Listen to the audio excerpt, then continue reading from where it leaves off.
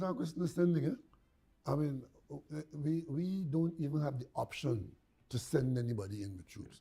At the last set of Caricom heads meeting, and interestingly enough, holding the line and speaking with one voice is what we're doing now on the Haiti issue. And we're making a little bit of progress, but at a time when the problem has got as bad as it could ever be. We met in the Bahamas recently with Canada. And the Canadians, let me back up a bit. To seriously respond to the Haitian issue requires significant resources. Resources that we don't have, physical and financial. And that is why with the Caricom, understanding the sentiments of a Caribbean nation, Haiti is the largest, the most populous Caricom nation, but because of the language, it doesn't appear so because we don't have the kind of contact we should have. And Canada became an integral part of our discussion. And we trying to do what we think should be done without the resources. Right. We rely very heavily on Canada. But the one thing that Canada made very clear, and the United States made very clear up front in these discussions, not so much US, but Canada, is that the issue of going in there with troops is not on. So that comes off the table. And the question is, then what can you do? Canada's position was, we can help resource you. And also we can be there with you, helping you, and seeing what we can do in the Haitian problem. And so that's where we are now. We just had a meeting in Jamaica where a designated group from Caricom went with Canada providing the logistics, providing the funding. And it comes up to the point of, with the absence of a functioning police service in Haiti, Caricom, we are talking about, we could help by actually training a police service and putting it into Haiti, bringing Haitians out of Haiti to be trained in Jamaica, funded by Canada, to help Haiti get a functioning police service. But the last time that was done, Prime Minister, the United Nations force that went in, you realize that we have the sorry story of cholera, etc. So we're not talking about any force going in. We're talking about Haitians being given the capacity to handle Haiti's problems. No, as I speak to you now, I know of no real opportunity to get forces to go into Haiti. Right. Because one of the things that history has shown, when you bring in outside forces to try and solve that problem, they turn around and fight.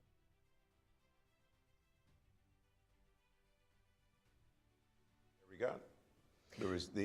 Is that the answer you were expecting? An interesting response. And I mean, I appreciate what Prime Minister Rowley was saying, that it is not as easy as saying, okay, we're going to press a button and we're going to resolve the issue in Haiti. And, you know, as I'm listening to him, I'm thinking that here we are in the hurricane season in the Caribbean, and Haiti has had perhaps a more disproportionate sort of experience with hurricanes. So you have the hurricanes. So when you layer the hurricanes on top of their levels of poverty, on top of their social and economic circumstances, on top of what we're seeing now as essentially the breakdown of law and order in Haiti, and you're thinking that this is now beyond urgent and there needs to be some kind of intervention that tries to address and to bring some level of normalcy. So it's no longer simply a question of law and order, but think of what will happen in Haiti now if the next hurricane or tropical storm that affects the region actually impacts on their that country. Or an earthquake.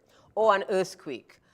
So, you know, it's really something that requires an urgent intervention. But again, as we wait with bated breath for the outcome of the meetings and the communique that is going to be shared with us as Caribbean public, you wonder what is the conversation between the Secretary of State, the U.S. Secretary of State, and the Caricom heads. You know, where does the U.S. stand in terms of Haiti? Because one of the concerns, I imagine, for the other countries, including the United States, is Haitian migrants, and how the situation in Haiti is, in fact, affecting immigration into other territories. And that is not the only aspect, I think.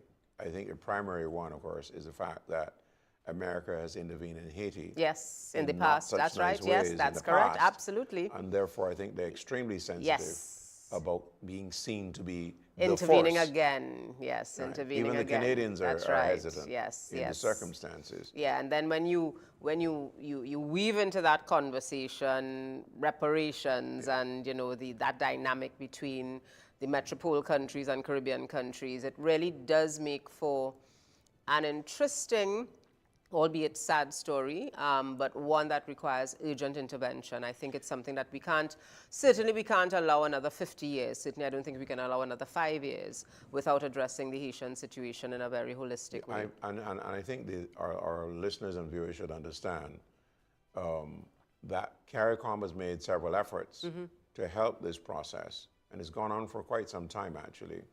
And in the Trinidad and Tobago case, you can speak of the work of Reginald Dumas, who was appointed by Kofi Annan as his special envoy. That's right. Yes, that's right. Yeah. To deal with Haiti, and again another Trinidadian, Mr. Grandison, as well. Colin Grandison. That's right. Yes. Was involved. I'm talking about decades ago now. Yes, that's correct. Yeah. All right. So there's been a lot of diplomatic effort on behalf of CARICOM to deal with the Haitian situation, and so on. So it is crucial. All right. I'm getting indication that something is happening. Okay, fine. Well, there's another piece where Rowley speaks of the matter of sending troops. All right, and the sensitivity there.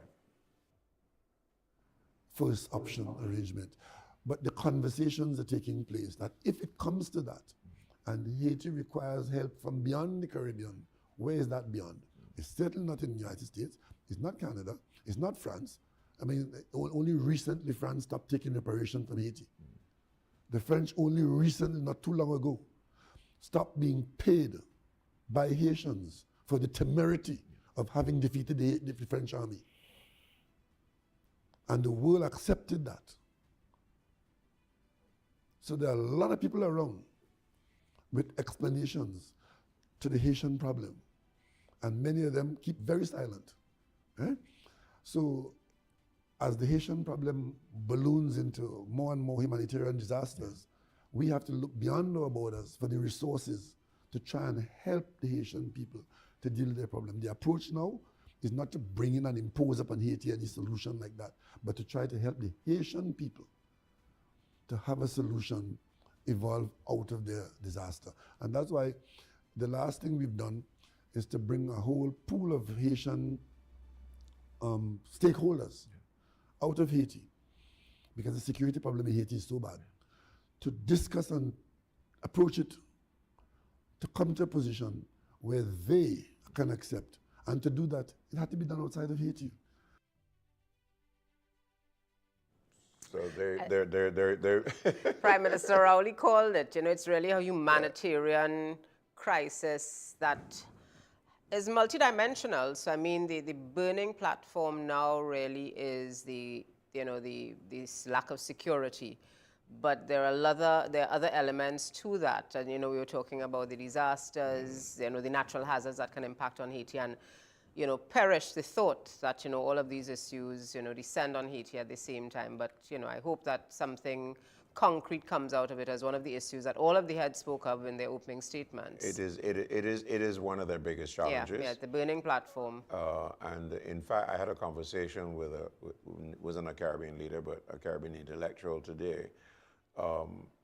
And he was asked, so what about the gangs? Is that an option in an attempt to resolve the situation in some way, to create a different environment?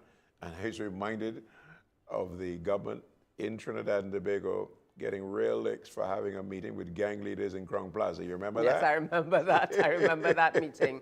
But I mean, we have to try something different. And if it means bringing some of the quote-unquote stakeholders to the table and having some shared understanding that we as a country cannot continue like this, I think whatever it takes, I think it requires, because there is no easy solution. So you have to determine whether or not you want to have these conversations. Some will say yea, some will say nay, but the complex set of issues facing Haiti now really requires new creative ideas in terms of trying to get the country back on some kind of path of stability. I don't even want to say sustainability, but some path of stability, because it really has been an unstable country in different ways for many years. I think since the earthquake of 2010, I think since the earthquake, Haiti just has not had the opportunity to recover, and it already was convulsing even before the earthquake. So I think as a region, our brothers and sisters, I mean, David Rudder said it in song, Haiti, we're sorry. And here we are, years later, decades later, we're still saying that we're sorry. So hopefully something concrete will come out of the meetings. So Haiti, certainly number one on the agenda today. And you mentioned the presence of Secretary of State Blinken. It's interesting because, you know, the leaders are having one conversation and we're having another conversation outside in the corridors waiting among journalists, among other officials, etc., who have a stake, obviously, in the interest of this matter. And I was struck by exactly how you describe it, in that it is a complex matter without a very easy solution. Yeah. And it was, well, for me, in Kingston, I happened to be there when the stakeholders gathered under the leadership of the eminent persons such as former Jamaica Prime Minister Bruce Golding and so on. And one of the people observing it said to me, "Progress is made at the meeting." And I said, "You made progress?" He says, "Yes. All the stakeholders came on the same plane and they didn't fight." I suppose that is one measure of progress. Yeah, that could be taken as one measure of progress. But we want to see something a little more concrete this time. Yeah, for sure. All right, so that's Haiti. I want to turn to Caricom itself now. 50 years later. Yeah. The implementation deficit Yes. is at the heart of the response that I got from PJ Patterson, and I think we'll share that and then get your reaction. Okay, so let's hear from PJ Patterson on the failure of the Caribbean community on the implementation agenda, something that Oinath and many others have spoken about.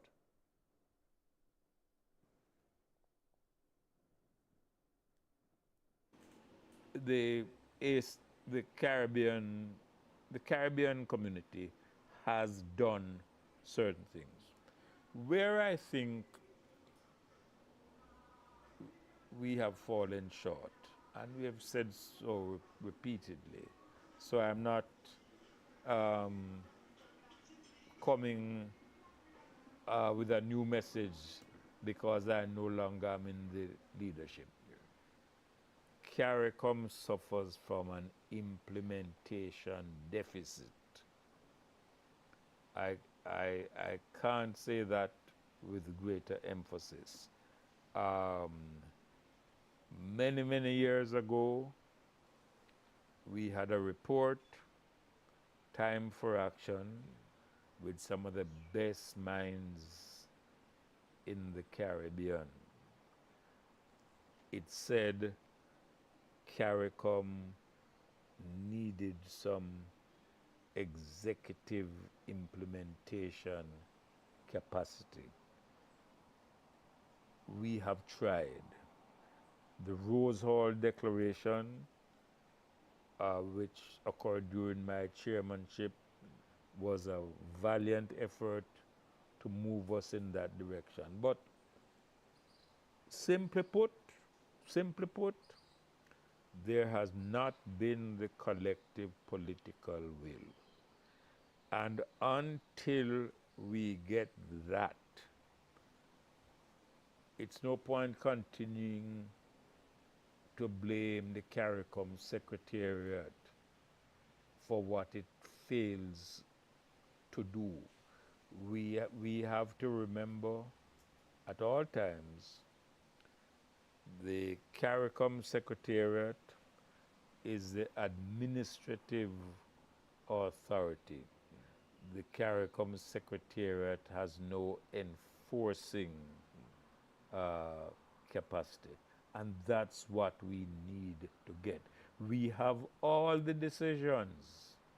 They've been taken, they have been repeated.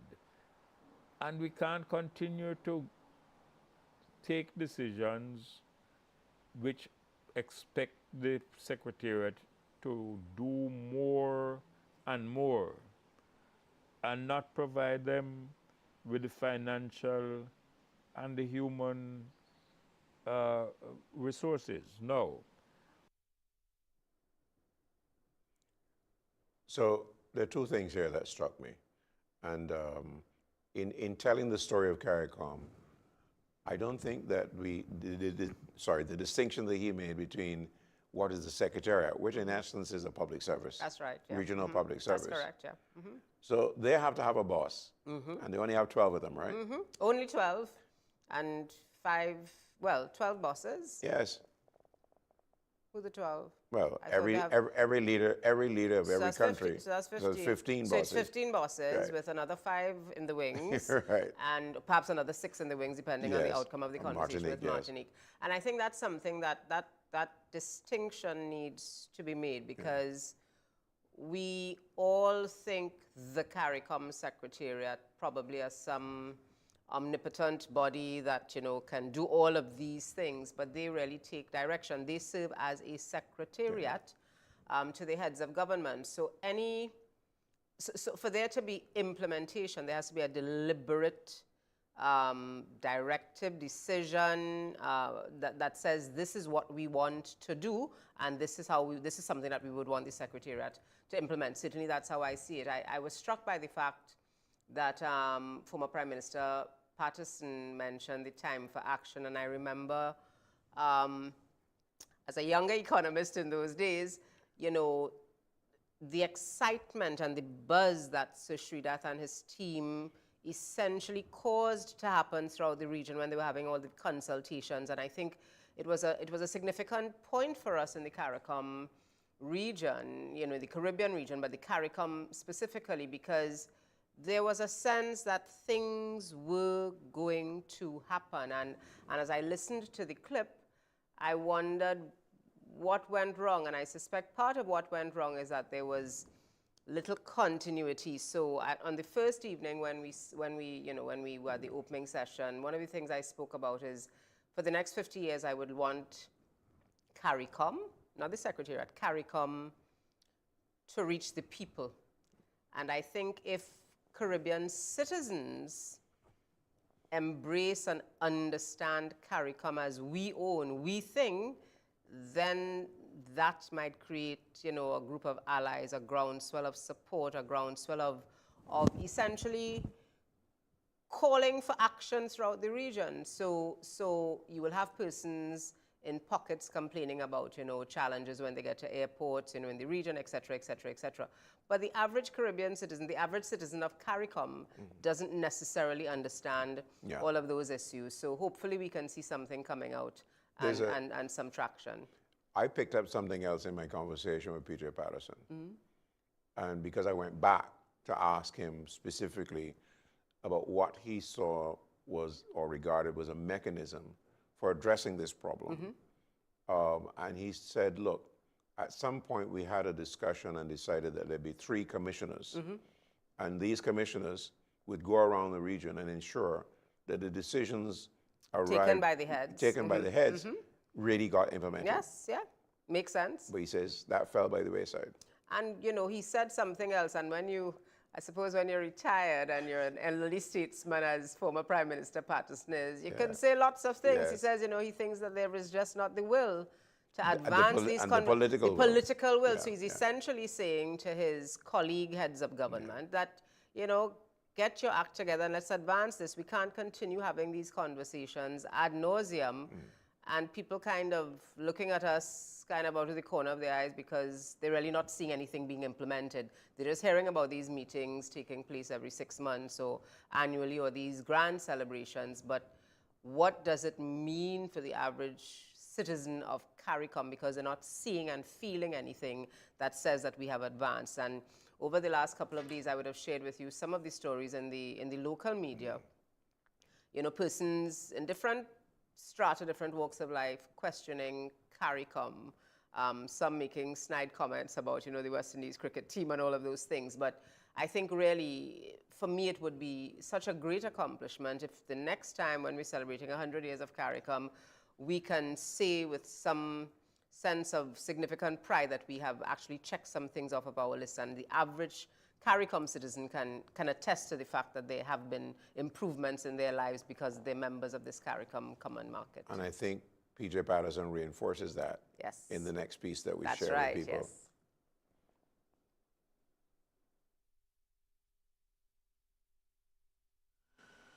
What I really would like to see is a community where people feel it matters to them, where they see something tangible arising out of belonging to the Caribbean community. In a very special way, the people who have done it are our musicians and our artists. They are all over the community. They have their following. Again, I would like to see sports. We're not doing too well in it at the moment, but I can't abandon it.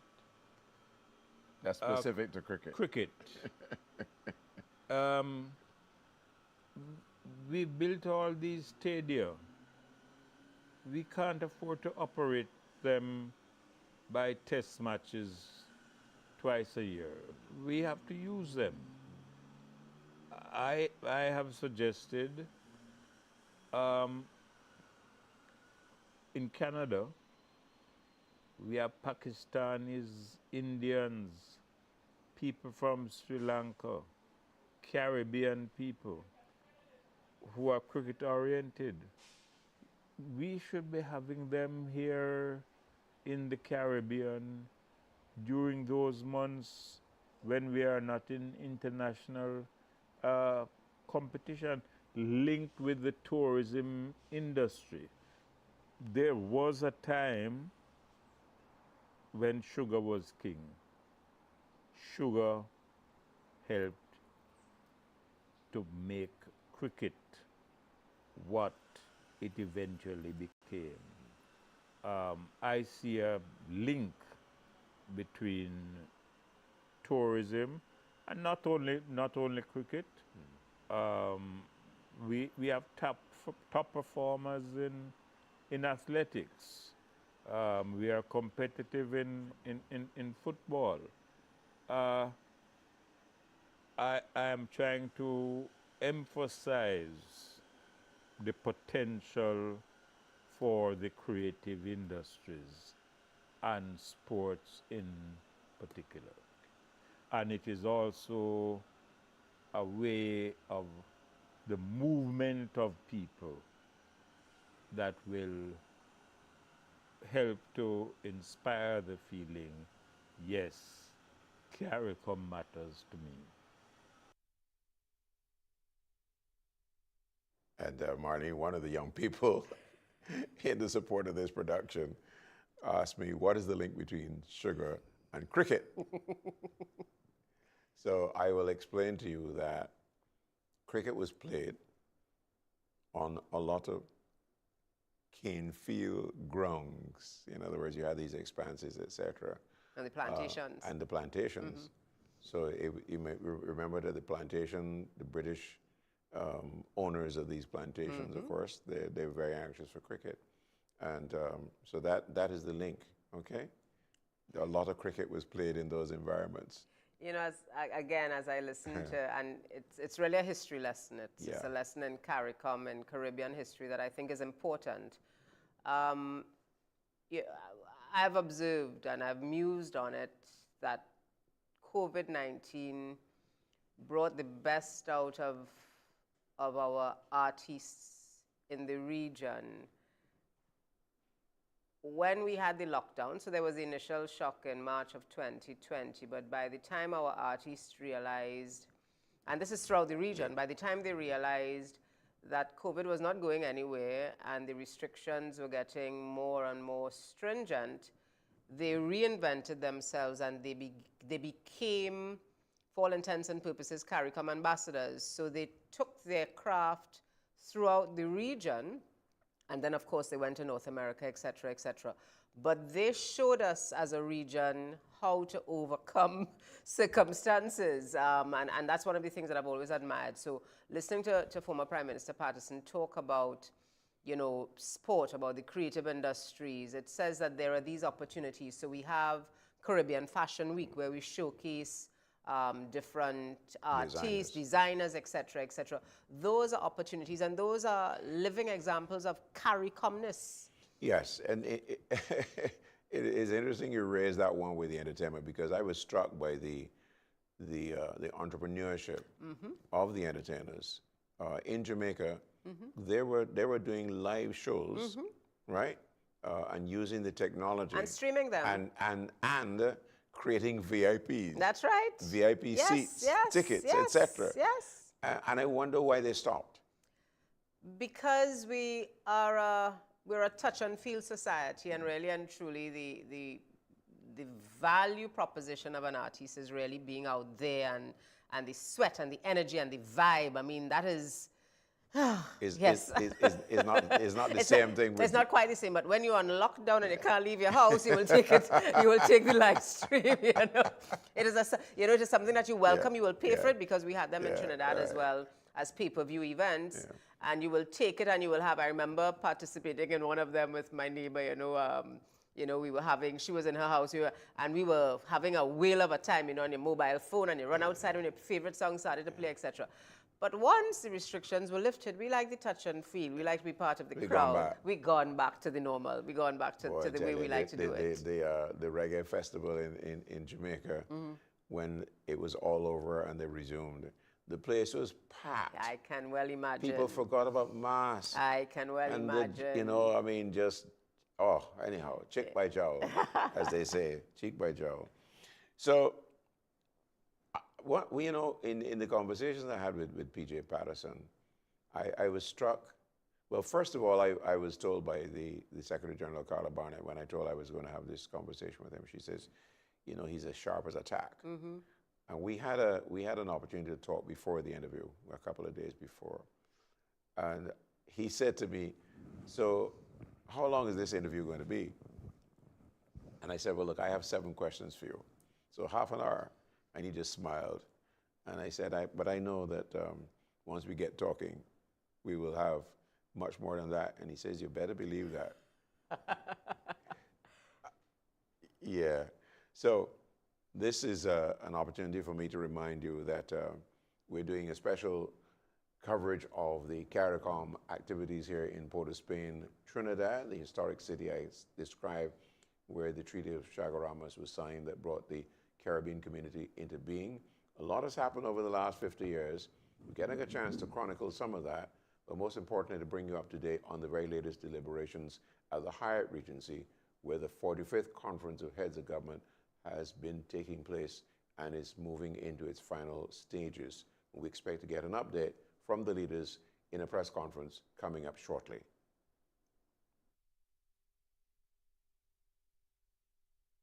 For over a century, our group has thrived on the diversity and strength of our collective community. We owe a debt of gratitude to the Caribbean people who have been at the heart of our journey. Caricom's accomplishments over the past 50 years serve as a testament to the power of collaboration. Together, we have made strides in areas such as regional security, economic integration, and the promotion of cultural heritage. As we celebrate this milestone, let us also acknowledge the challenges we have faced and the work that lies ahead. It is through unity and a shared vision that we will continue to chart our future. The Massey Group, committed to being a force for good, understands that success is not defined by financial achievements only, but by the positive impact that we have on our people and society as well. We are proud to be a part of a region that nurtures talent, fosters innovation, and supports sustainable development. As we stand at the threshold of the next 50 years of Caricom, we embrace a future filled with hope and determination.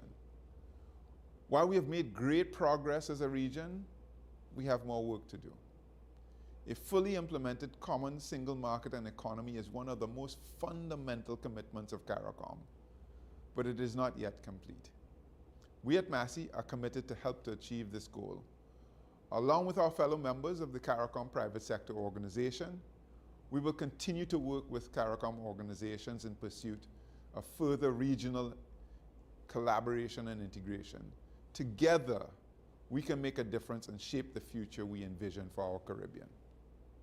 We welcome the opportunity to collaborate further, not only within the region, but on a global scale. The challenges we face from climate change and social inequity require collective action and unwavering commitment. The Massey Group, alongside our staff, customers, and investors, is excited to contribute to shaping a better world. On behalf of the Massey Group, I salute Caricom on its 50th anniversary. Let us remember our past, acknowledge our achievements, and chart a future that is brighter, stronger, and more united than ever before. There's no Massey without the Caribbean, and there's no Caribbean without Caricom. May our collective journey continue to inspire generations to come. Thank you.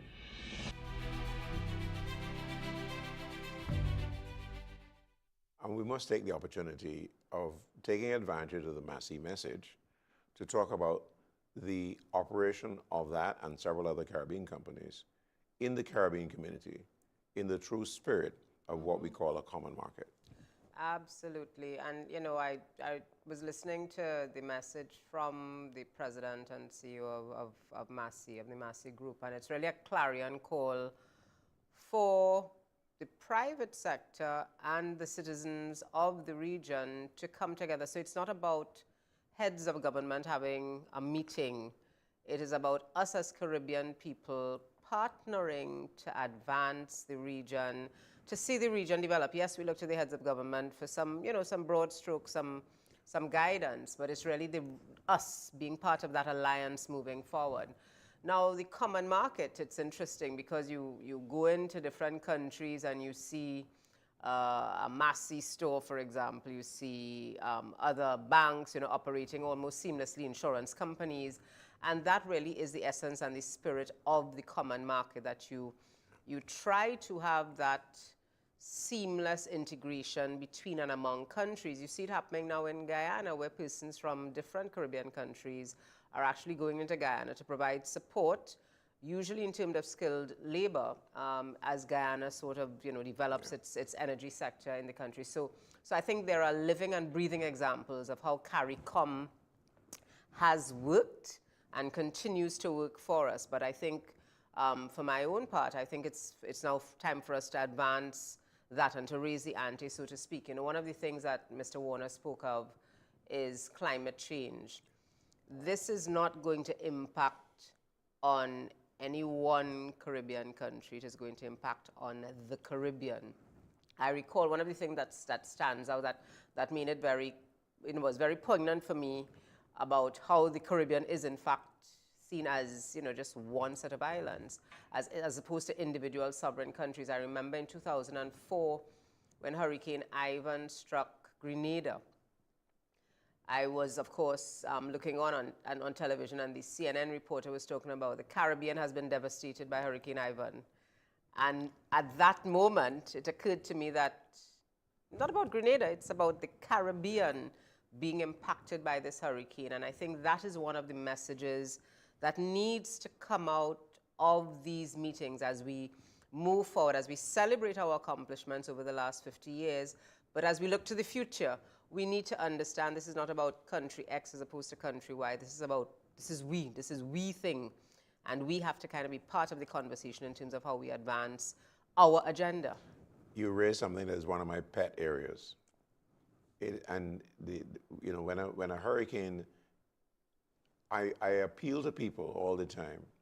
Look, the National Office of Disaster, etc. In the respective countries. In the respective countries, supported by the Met offices in the respective And countries. of course, SEDIMA at the regional level, yes. Right, and the 5 Cs, That's right. etc. We have all these institutions working together to provide us with information, guidance, and deal with mitigation and whatever else. Help And us relief, recover. precisely, Recover. and relief as well, yeah. Help us recover. But I get upset when we turn our attention to following the report of our conditions on CNN and CBS and whatever else. Because as you said, if somebody in America is planning a holiday to come into the Caribbean in the period between June and November, as the case may Hurricane be, season. a hurricane hits one Caribbean country and they report that the Caribbean has been struck. All right, so all the travel agents and the airlines have gone crazy. All those bookings are canceled immediately. So we suffer, every country suffers Yes. by that bad reporting. We ourselves are guilty of following exactly what that report is, but I'll give you the classic example. There was a hurricane that affected Martinique, Dominica, and I think, St. Lucia. It was St. Lucia, Martinique, Dominica. People were killed in those countries. Must have been about 7 people. The North American media that we're looking at, so, we swamped by it, only began to tell the story when the storm hit Puerto Rico. And the reporting of that was that 2 people died as a result of this storm in Puerto Rico. Yeah. So they didn't get the story about the previous. Well, they probably weren't interested in the story. I'm saying that it is not their area to cover. Yeah. And therefore, I think that we need to understand that we need to spend more time telling our story, that they, in turn, pick up our story and tell it right, because we end up with a reliance on their reporting. And the weather, by the way, the weather that's reported by our meteorologists draws on those resources up in the sky there, and our Met people narrow the forecast and the predictions down for our area. Specific circumstances. For our area. So I don't want anybody up in Miami telling me it's going to rain in Barrackport tomorrow. He doesn't have a clue where the hell Barrackport is. And so on. He can't see Barrackport on the map. But my guy up at Piarco at the Met Services knows exactly where Barrackport is, and so on. But your point is very well taken. But I think it's part of our disaster risk management protocols, because when a disaster strikes, because of how small our islands are, it may be difficult for the domestic media houses to get the information to their counterparts, because remember, you might have lost electricity, et cetera, et cetera, et cetera. You're not too sure what kinds of circumstances. So it may be that we have to look at part of our disaster risk management and disaster risk response to be able to feed the information to regional media houses. But I have to tell you that the mechanism is there under SEDIMA, working with the local counterparts, all right? And the information system is established and well reinforced, et cetera. They conduct drills and whatever else, and everybody knows exactly what it's supposed to. Anyhow, I made my piece. I put in my thing there. So let me just remind you that what we're waiting for, the press conference, and we expect that based on the deliberations today, we certainly have thought that Haiti must be top of the agenda. The admission of Martinique as an associate member. As a 6th associate member. Sixth member. Let's talk about the other associate members. All right, so we have Turks and Caicos. Let's do it alphabetically. Yes. We have Anguilla. Right. We have British Virgin Islands. Montserrat's in there. Montserrat. Turks and Caicos. I missed one. Help me out now. Help me out now. Five. Five. Right. The fifth one is I'm missing one. It could be Cayman. Cayman. So because I was trying to go in alphabetical Yes, order, so right. it could be Anguilla, British Virgin Right. Islands, Cayman. Islands, C, D, E, F, G, H, and Turks and Caicos. Turks and Caicos. All right, and then we're Yeah. hoping to have a sixth. Age is telling on us. Yeah, Okay. you're on your own there, Rogers. And then we're hoping to have the sixth in the form of Martinique. Which is now, by the way, a collective. I made a mistake of suggesting that Martinique is a department. Departement of France. Yeah. I'm being told in the air that we missed one. Tell me the list again. Anguilla. Bermuda. British was Bermuda. British Virgin Yeah. Islands. Right. Cayman. Cayman Islands and Turks and Caicos. And Turks and Caicos. Thank you. And I should have remembered Bermuda because I ran into the Bermuda representative several times yesterday and again today. So Ms. Lightburn in the Premier's office will not be impressed. So you're saying a mea culpa publicly, a mea culpa for forgetting. Nor Mr. Famous. Can you imagine a guy his surname is Famous? I'm Julian Rogers and I'm famous, but he took it out. He took it out of me. All right. So Bermuda, and I was going to range over, take that in a direction where I'm reminded again in the conversations that I've had with Ambassador Byron Blake, how determined the four independent states were that everybody should become part of the community. And so Montserrat, for instance, which is, remain a crown colony at that particular point,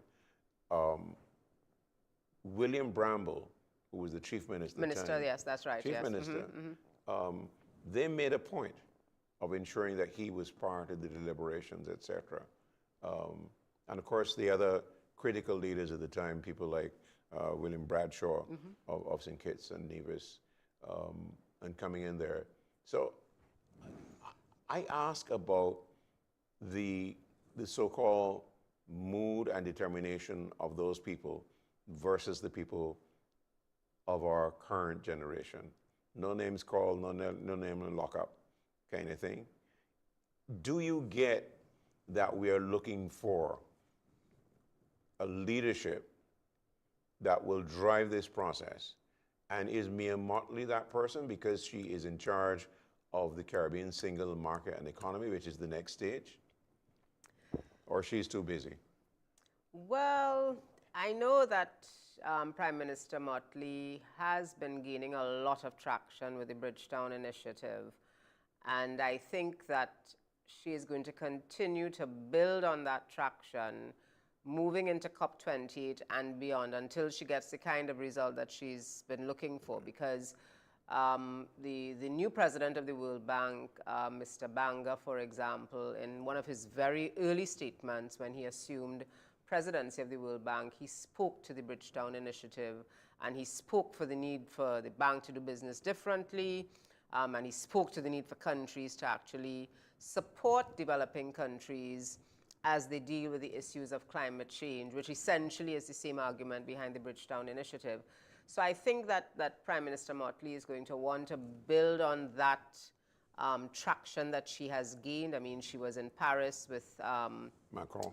President Macron, speaking recently, sharing, they said it was co-hosted with the Prime Minister of Barbados. And there are these pivotal moments that we're seeing in the region where essentially the Caribbean, through the Bridgetown Initiative, has been catapulted into a global space. And I think that Prime Minister Mottley is going to want to focus on that, even though we recognize the importance of the CSME. But as you mentioned that, even as we look to admit associate members and we have the conversation around our Martinican colleagues, there remains, I think, the pain point that Bahamas is still not a member of the CSME. Yes. So we talk about regionalism and integration, and we've essentially raised the bar on Caricom into the CSME.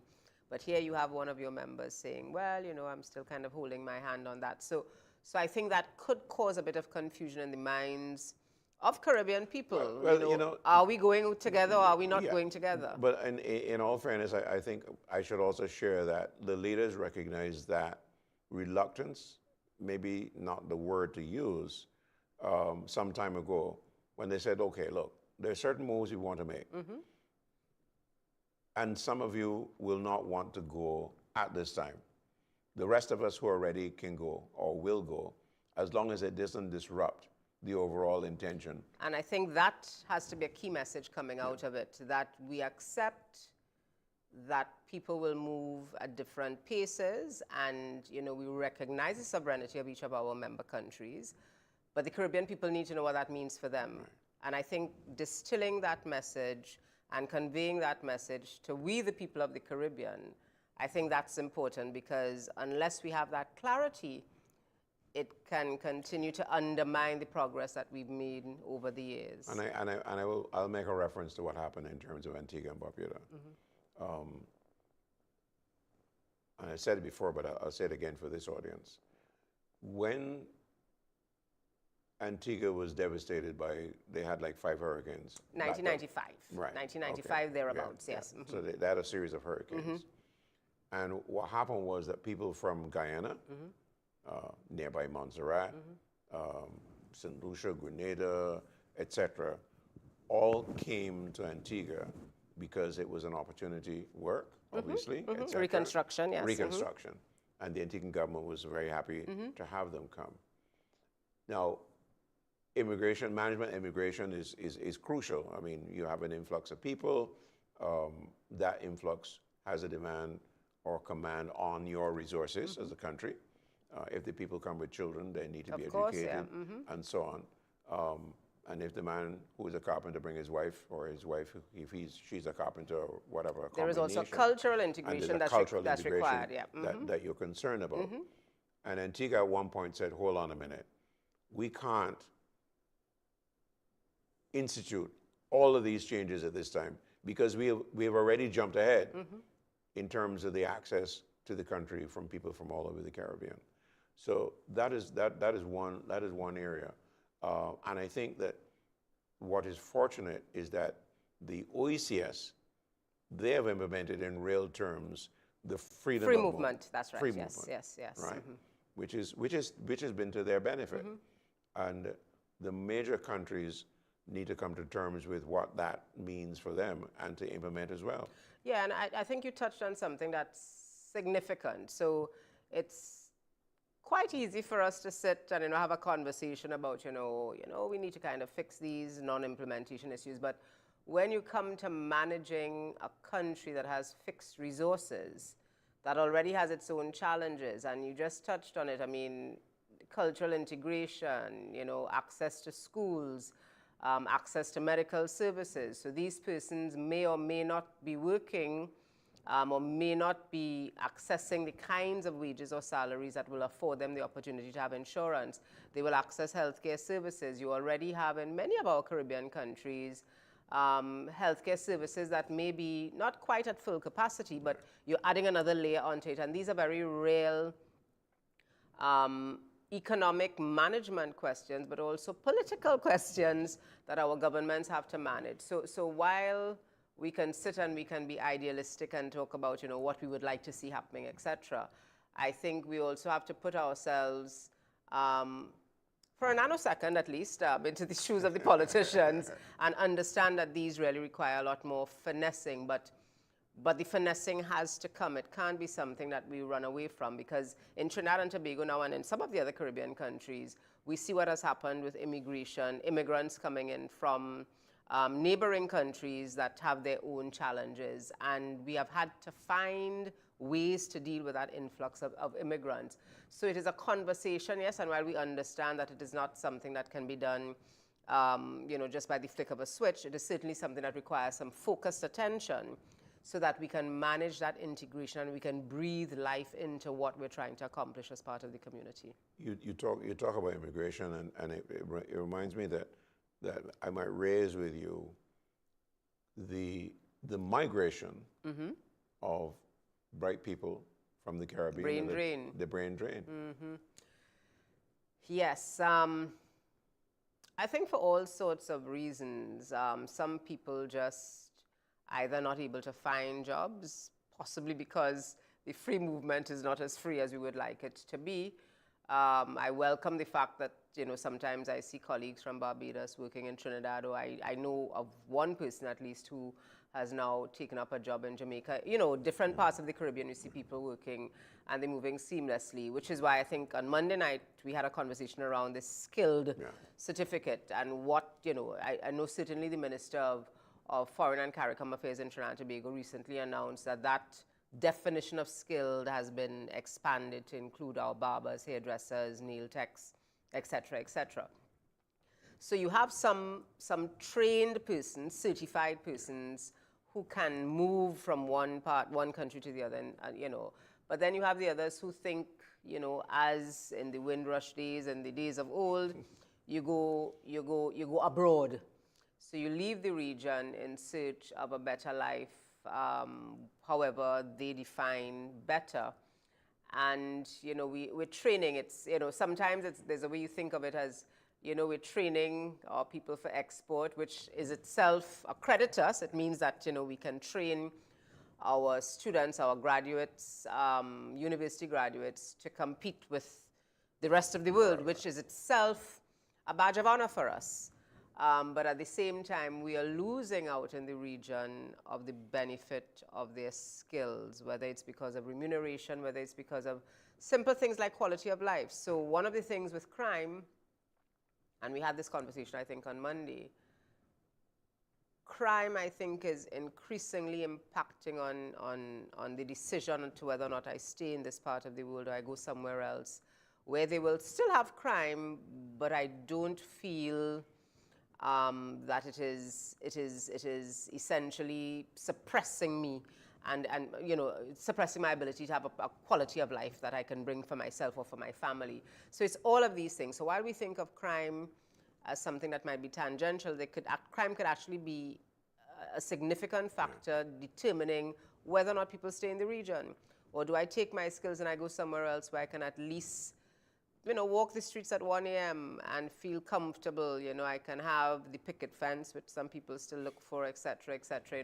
I used to, in my earlier days as an economist, I used to do a kind of windscreen survey. You drive through certain parts of the country, and there are no burglar bars, and you say, this is paradise, because there are no burglar bars, but now burglar bars are all over. They're now signals, of where we are in terms of dealing with crime, not just in Trinidad and Tobago, but throughout the region. That's one of the things I suspect as well that will be addressed, coming out of the meetings, because crime is impacting on all of our economies. And when you think of the tourism-dependent countries as well, it is something that we have to get under control, because no tourist is going to want to come to an island where they know that crime is a serious concern. So lots of things to talk about in terms of our Caribbean people.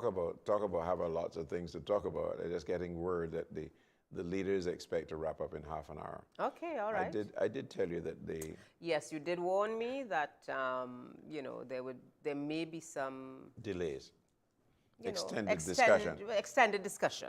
Yeah. Yes. As I listened to you, though, and we talked about the brain drain, I couldn't help but recognize that the people who leave the Caribbean are the heart of the largest volume of remittances in the world. Absolutely.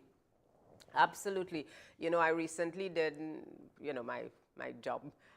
We were talking about one of the courses that I teach. I was actually sharing some information with the class on our diaspora, and we have Caribbean diaspora in Australia. So we think of the regular ones. So we think about the United States, we think about Canada, we think about England, et cetera, et cetera. But then you have persons in the diaspora in Australia. I think I saw that. And recently I came to meet some persons in the diaspora in China as well.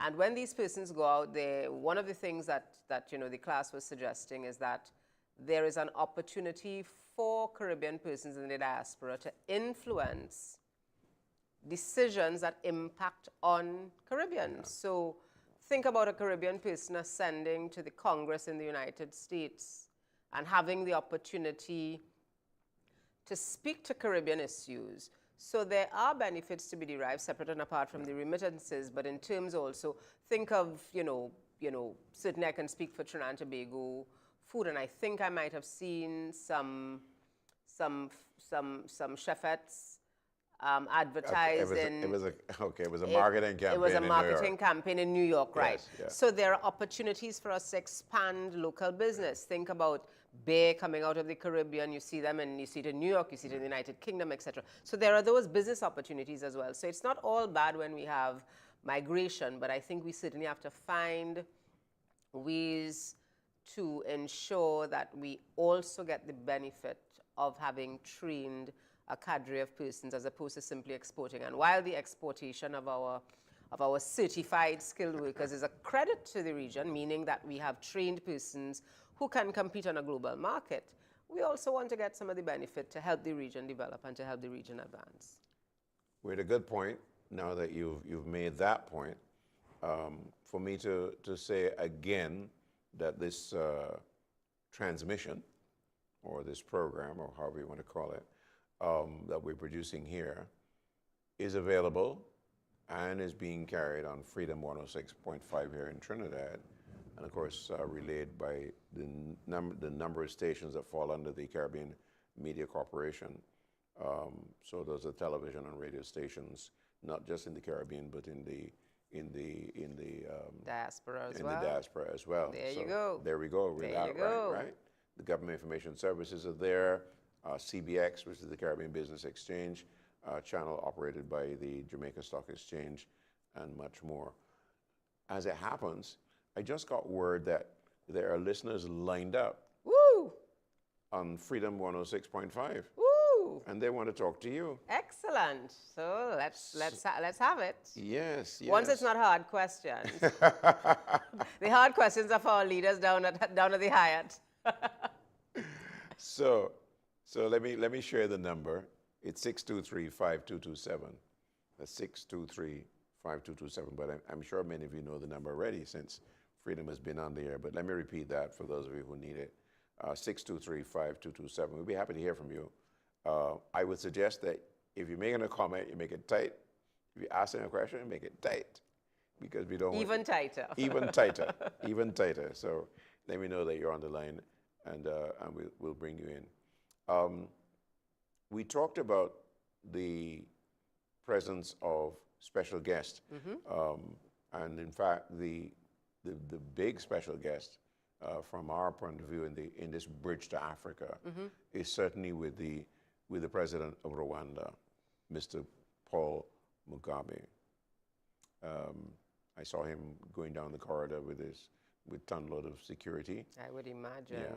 I promise. But what do you think, can you share with us, because I wasn't, I didn't have the yeah. advantage you had today. Can you share with us what you think is on the agenda for discussion? What I get a sense of, Rwanda has emerged as like a poster country for development, transformation, and they have the highest level of technological transformation. Where, for instance, we are only just now coming to terms with using our phones for paying for stuff, etc. Yeah. They have a huge agricultural community, and they've used the phones as their payment system and so on. So they've got a very smart technology minister who I had a chance to interview about a year and a half ago, and they are really leaders in this area. They've created a Silicon Valley, for instance, in Rwanda.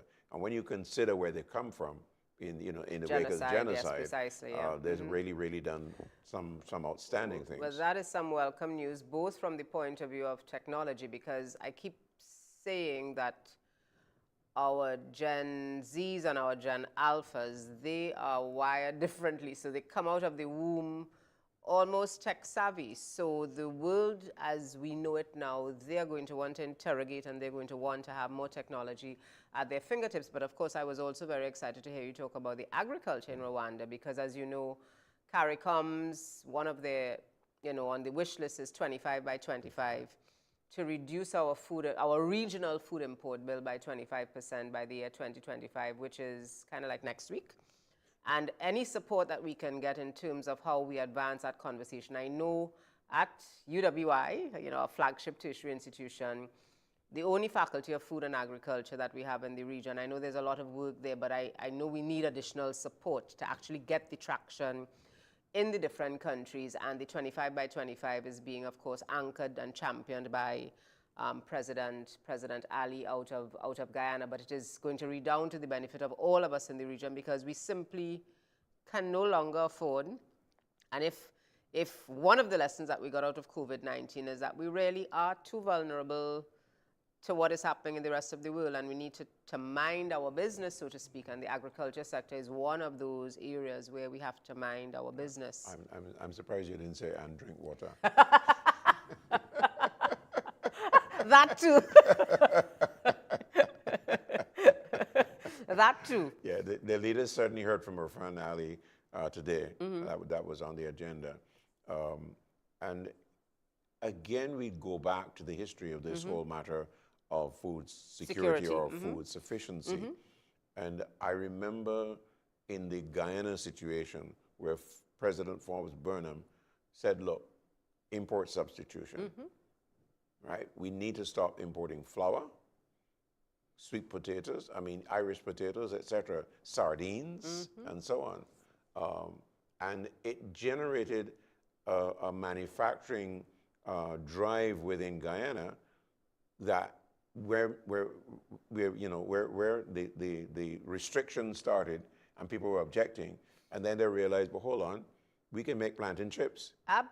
You look at, there is an industry that has grown in the region, plantain chips. Well, every kind of chip, plantain, eddos, sweet potato, cassava, et cetera, and you now have different brands, different levels of sophistication in terms of the production of these things.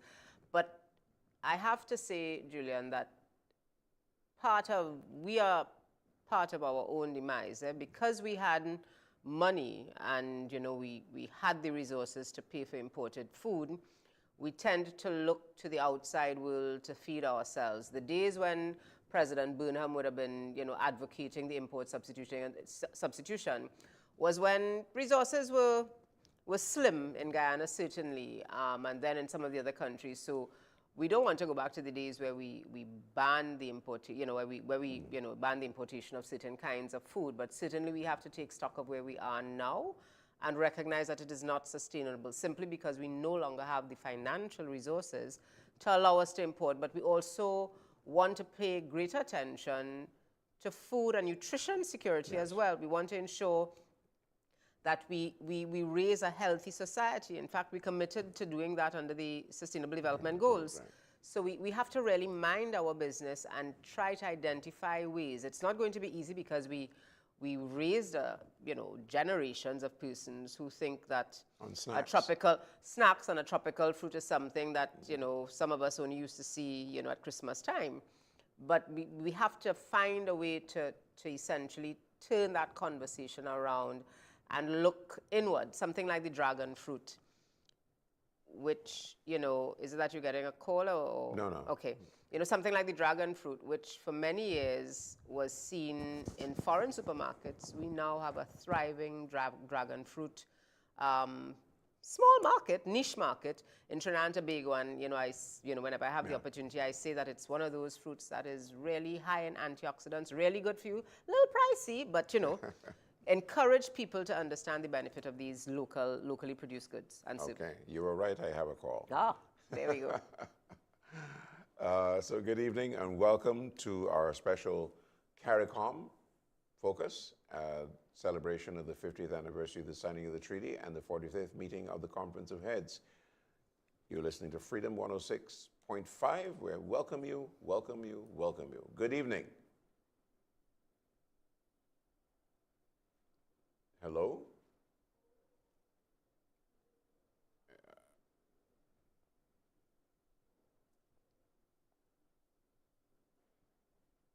So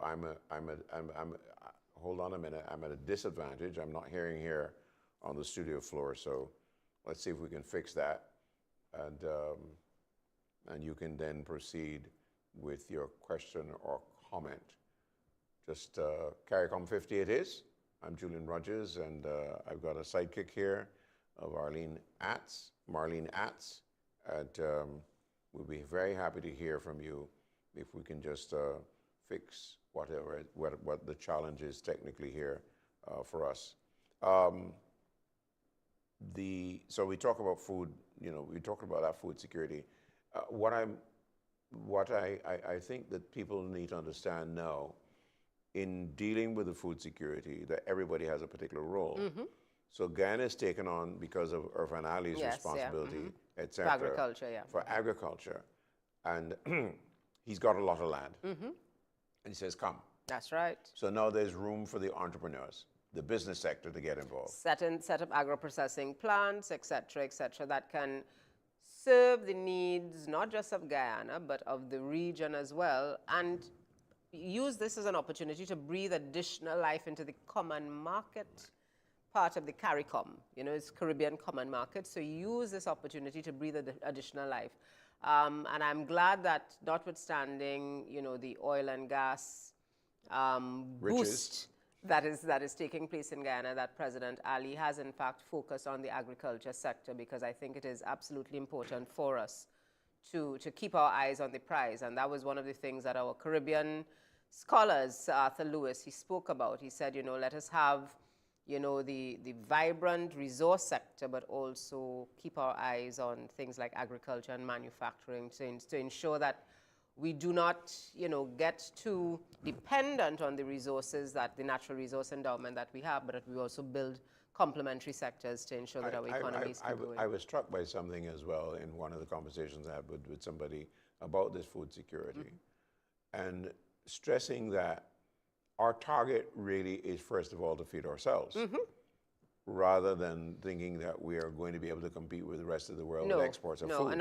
I think the target really is to focus on self-sufficiency and ensuring that we have food and nutrition security. I don't want us to lose sight of that, because you also want to build a healthy society. You also want to manage some of those metrics in terms of ensuring that your newborn babies are, at the appropriate weight, et cetera, that your morbidity rates are manageable, that, you deal with things like your non-communicable diseases, et cetera, the healthy lifestyles, deal with things like obesity. So in the United Kingdom now, you're hearing conversations around banning soft drinks like in school lunches, etc. So, you want to nip those things in the bud before they really get out of control and have an economic impact on your economy.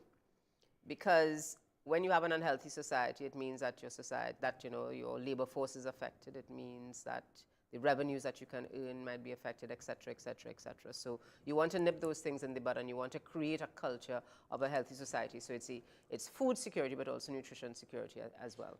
I'm glad you're reinforcing again and again the matter of nutrition, because a colleague of mine in Barbados, in a discussion about the matter of food security, says you have to tie that to healthy That's Caribbean. right. My colleagues in the Faculty of Food and Agriculture would be extremely disappointed if I did not stress the nutritional side of it as well. So I'm ensuring that I do my homework and my due diligence, and stressing the nutritional part of it as well. And I deliberately use the words healthy Caribbean. Yes, that's right. Because there is a grouping of experts and partners within the Caribbean community who are driving that agenda. Yes, healthy as well. Caribbean, that's right. Okay.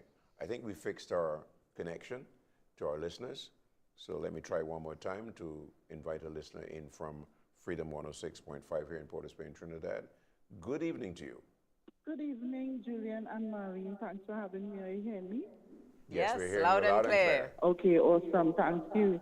The issue on the food importation bill, that's really interesting, because I remember some time ago the Supermarket Association, they said that we totally cannot wipe out importing to kind of reduce the bill, but we always speak about buying local, food security, but there seems to be no change. Even with the whole Caricom, there still seems to be an issue in settling whether or not we can grow basic products like potato, carrots, corn. We are still importing these things.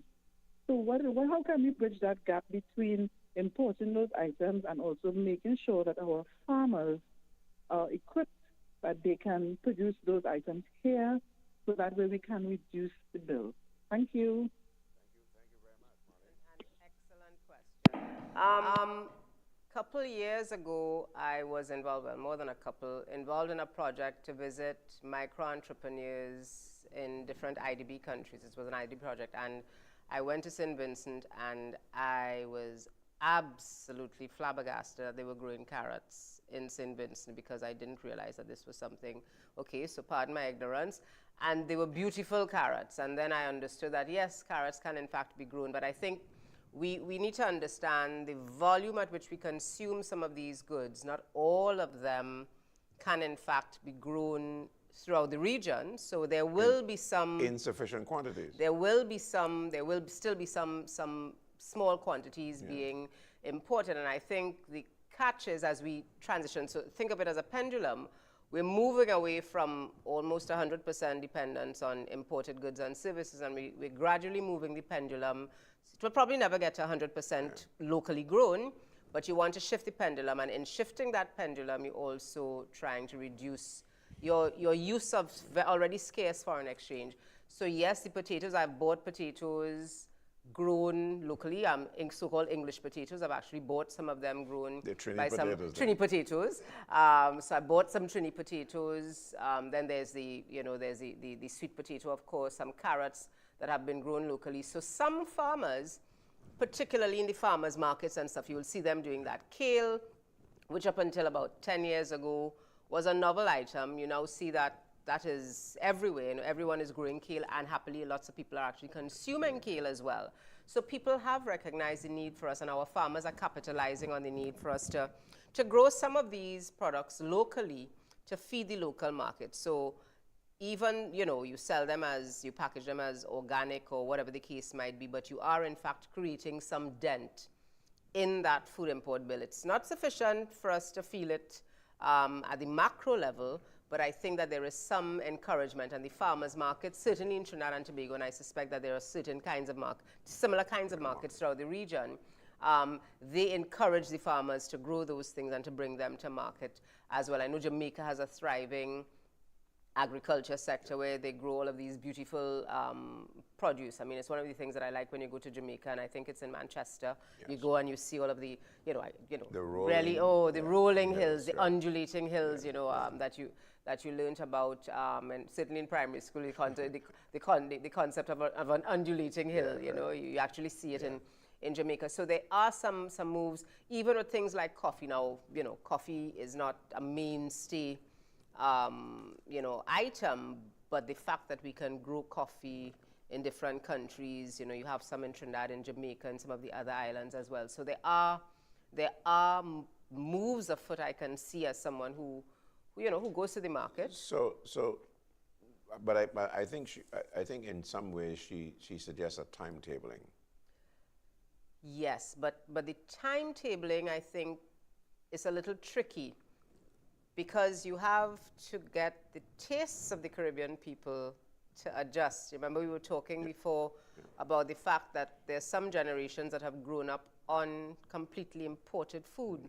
So for them to make that shift will take some time, and it has to be done incrementally. So when in Trinidad and Tobago we were experiencing extremely high prices and price increases of things like flour, moves were afoot by the relevant authorities to introduce cassava flour and alternative sweet potato flour, breadfruit flour alternatives, etc. But that will require a change in the taste and the taste buds, and people will have to get used to that. So in tandem with the time frame for how do we swing the pendulum in terms of locally produced food vis-a-vis international food and that foreign exchange conversation, will also have to be a timetable in terms of how do we get people to shift their taste buds so that they get more in tune with things that are local. Fair enough. Okay, let me just remind you here why we're here and what's keeping us engaged, so to speak. The final day of the 45th Conference of Heads of Government of the Caribbean Community. We're in the final stages, really. We've been advised that the press conference to be held by the leaders is coming up. We got a half-hour call a while ago, about 15 minutes ago or so. We're taking your phone calls on Freedom 106.5. We're happy to have you come in and pose a question or make a quick comment. So that's 623-5227.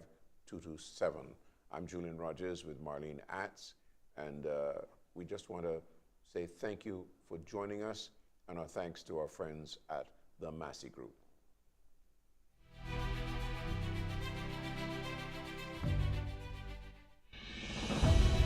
Today, we at the Massey Group are filled with pride and admiration as we celebrate Caricom's 50th anniversary. It is an honor to salute this remarkable milestone and reflect on the profound impact that regional integration movement has had on our Caribbean community. Caricom, founded on the principles of unity, collaboration, and progress, has been instrumental in fostering cooperation among our nations. It has provided a platform for dialogue, exchange, and joint initiatives that have shaped the destiny of our region. As we commemorate Caricom's 50th anniversary, we pay tribute to the visionaries and the leaders who championed this cause, paving the way for the Caribbean's growth and development. At the Massey Group, we recognize that our success is intrinsically linked to the vibrancy and resilience of the Caribbean community.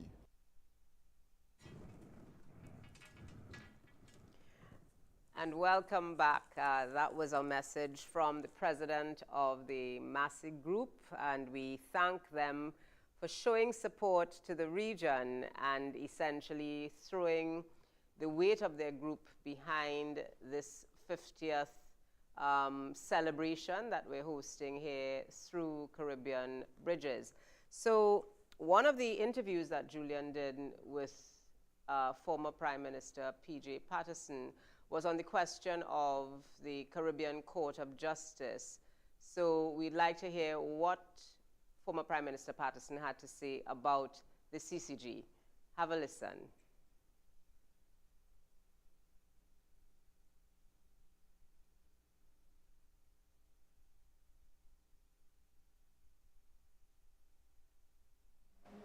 And dealing with the Caribbean Court of Justice, since my speech in Georgetown, a number of countries have now acceded to the CCJ as the final court of appeal, the most recent one being St. Lucia. And I am hoping that the time will come when Jamaica also takes the obvious and compelling decision to have a final court of our own, which is the CCJ. I think it's somewhat of a, I would almost say a tragic irony that Trinidad and Tobago, where the court is headquartered, still has not taken that decision.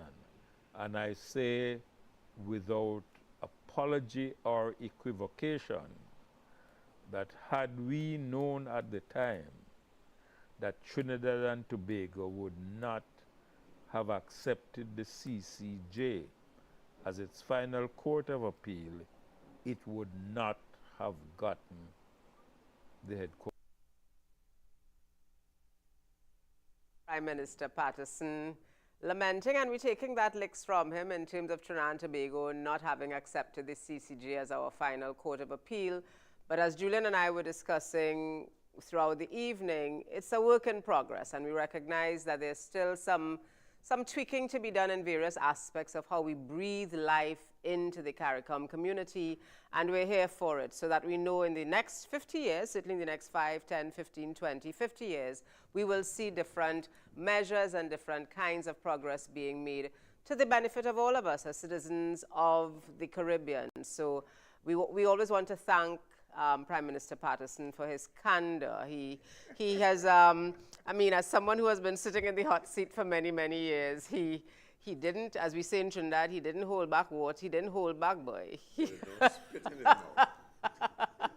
what it is. And, you know, and you appreciate that. You know, let's call it out for what it is. Here we are celebrating 50 years, and, you know, throughout those 5 decades, we've been incrementally trying to make some changes. And it seems as if sometimes it's a bit of a hit and miss. We make some progress, but some of the big ticket items, we've not really quite, you know, been able to succeed in those areas. I've been thinking about this, you know, Marlene. I'm wondering if, in terms of going to independence, our constitutions and the provisions that we eventually arrived at may have hampered us.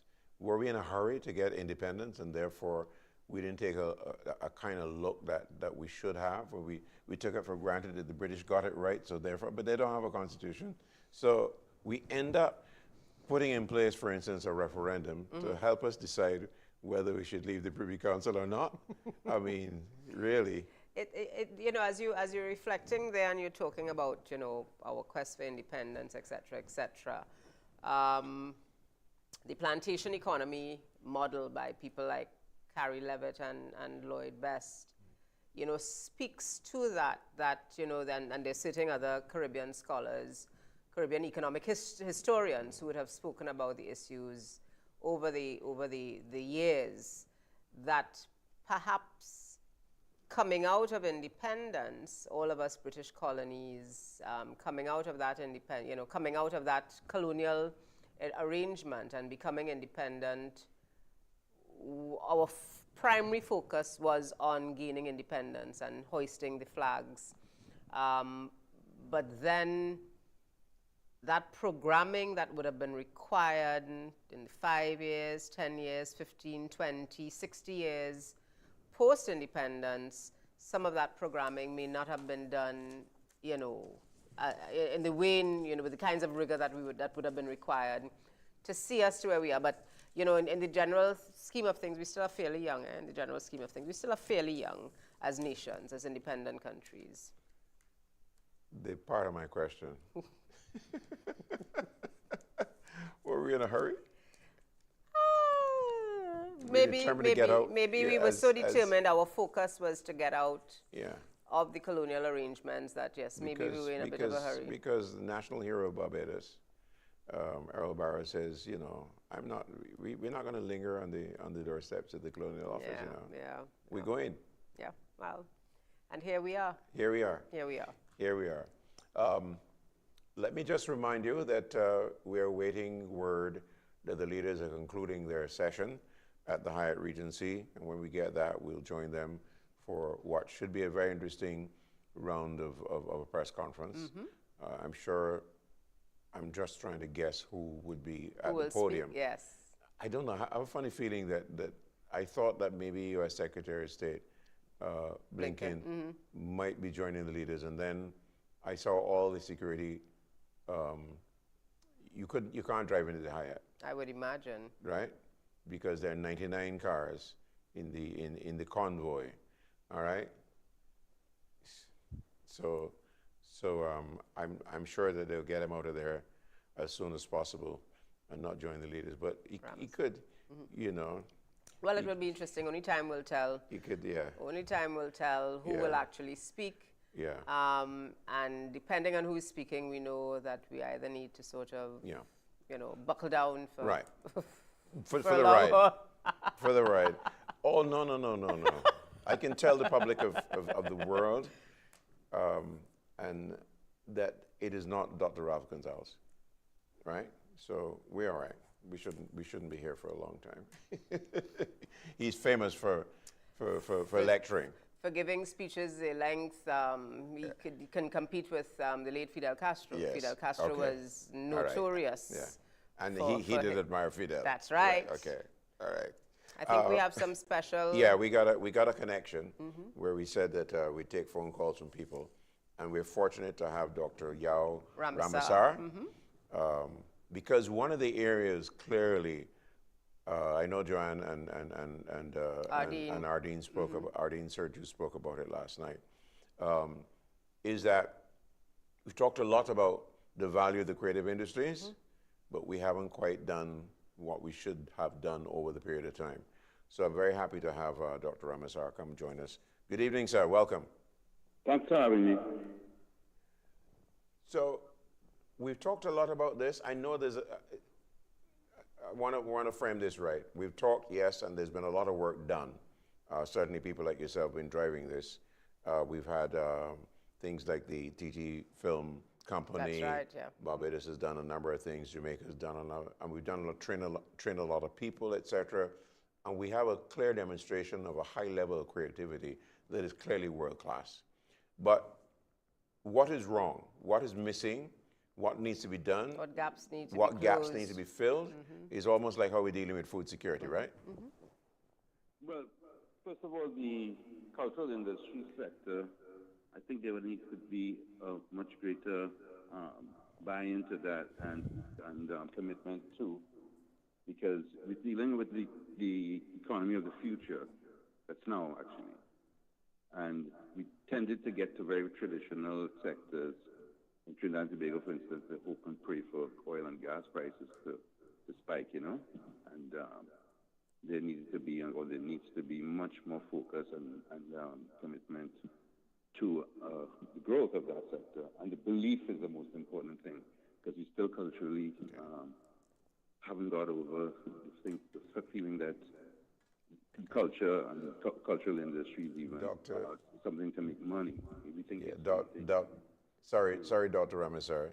I have to break you here because we just got word that the leaders are literally assembling for the press conference. We're going to come back to you if you'll be patient with us. But right now, we want to show you the activity at the Hyatt in the Port of Spain room and give you a sense of how soon it is. So here we go. Everyone who has expressed their interest, their commitment to providing tangible support on the ground in Haiti towards a resolution of the crisis currently confronting our brothers and sisters in Haiti. So we look forward to collaborating with everyone who has offered to also engage the African Union on Haiti so that we can get a broad-based coalition of support on the African continent where Haiti is concerned.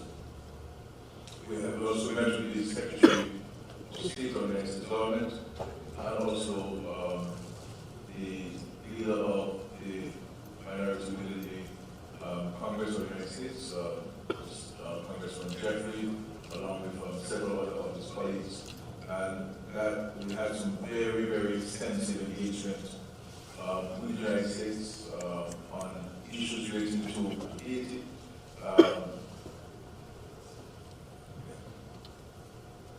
To regards to Haiti, climate financing, the impact of climate change on our region, security, especially with regards to the influx of guns and ammunition coming from the United States into Caribbean countries, creating havoc with respect to crime and violence, and urge the United States to take more concrete actions with regards to stemming the flow of these guns and ammunition into our country. They have taken certain actions, especially with the creation of a special office to deal with the prosecution and investigation of reports of such. But we still believe that there are additional things that the U.S. can do and should do to stem the flow of guns within our region. We also raised the issue, discussed the issue with regards to correspondent banking. This issue we raised also with the congresspeople.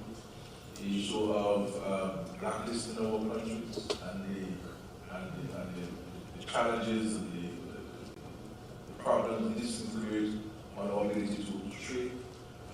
The number of countries where we have seen the literal departure of banks because of the issue of de-risking and the fear of losing correspondent banking. There's some banks that have in fact lost the correspondent banking and they're very, very reduced to a village bank not being able to transact with the rest of the world. And one can appreciate the impact on the everyday person in our region. Of course, we raised the issue of the embargo against Cuba, sanctions against Cuba, and we reiterated our call to the United States to have this blockade against Cuba lifted. And also, we urged the United States to remove the sanctions on Venezuela because the far-reaching implications of the sanctions on Venezuela, and we have to be very strident in respect to these issues. We also had interaction with the Prime Minister of South Korea. South Korea is a long-standing partner of the Caribbean community over several decades. And the visit was well received. There were a number of areas of proposed collaboration, cooperation, and assistance. The South Korean Prime Minister indicated that this country will increase fivefold its annual contribution to the Secretariat, and we welcome this area of support. But they use opportunities as well for training for young people. Utilizing greater technology in agriculture and agriculture expansion in the region. So there are a number of things that we will follow with Korea on, so we can further collaborate. We also had interaction with the president of COP28.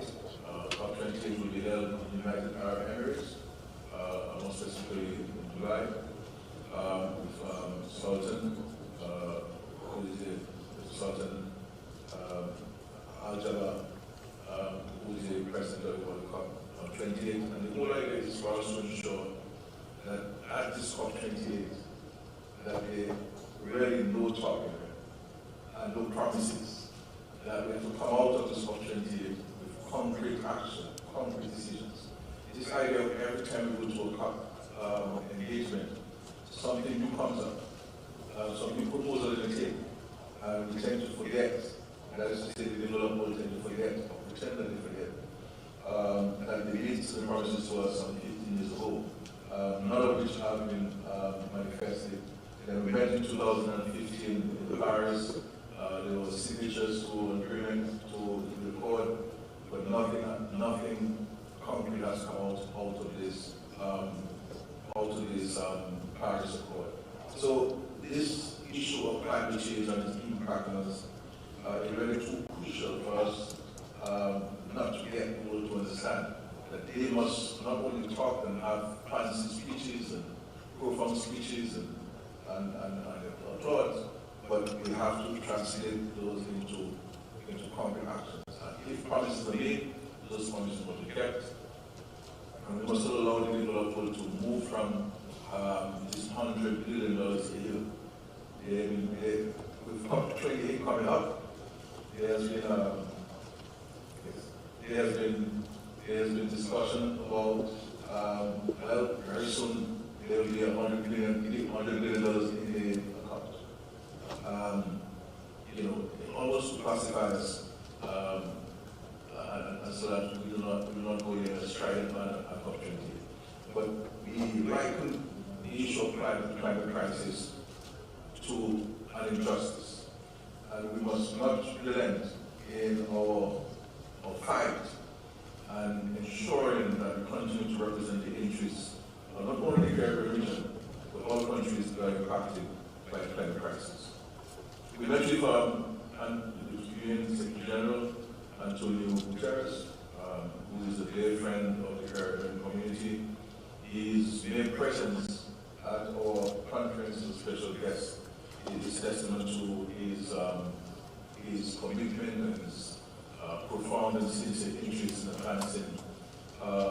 advancing some of the issues confronting us here in the Caribbean. And we spent an hour and a half in discussions with him after the opening ceremony, and the entire hour and a half was on Haiti. Haiti was so crucial at this conference. It occupied a serious chunk of our engagement as we seek to find a solution to the situation confronting our brothers and sisters in Haiti.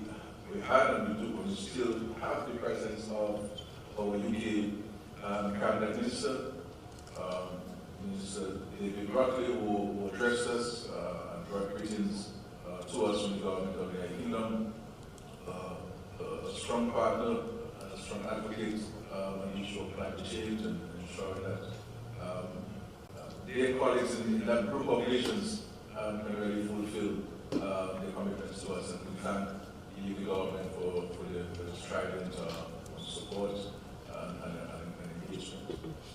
We had also a special presentation from the Vice Minister of the Republic of China at the time of the tributes, and thank them for the partnership and collaboration as well. We have made it very clear in our discussions and in our decision with regards to the accession of Martinique and Curacao to Caricom. And we have mandated that all of the outstanding negotiations with the agreement should be completed before the end of August. So by September, we can have that decision ratified and have Martinique as a special ceremony in Guyana, when we travel to Guyana in February, so that we can have a formal ceremony welcoming Martinique and Curacao to this body. We recognize the associate members and the expression to be more involved in the Caribbean community, and this is something that we wish to encourage and certainly provide support to the associate members in the move to become more involved and engaged within the Caribbean community. Because the reality is, this is one Caribbean, and we should not be in a situation where we're skipping dots. You know, we have to call it all the dots, and the intention is to call it all the dots, and shows that Caricom is a voice of reason. Caricom is a voice that attracts the attention of the world, because once we're united, I think we can address a number of issues. On the issue of free movement, we deliberated on this matter. We have taken a decision to seek to have the free movement of all categories of people to the world. Obviously, there are some legal issues that we have to examine, and we are giving the legal people some months to examine those legal issues and to ensure that we can come to us by 30th of March to take a definitive position on this. And so we understand that there will be some challenges for some, but we are committed to this. In addition to the free movement, there is certain contingent rights that will be associated with the free movement of people. Access to primary health and emergency health, access to basic education, pre-primary, primary, and secondary education.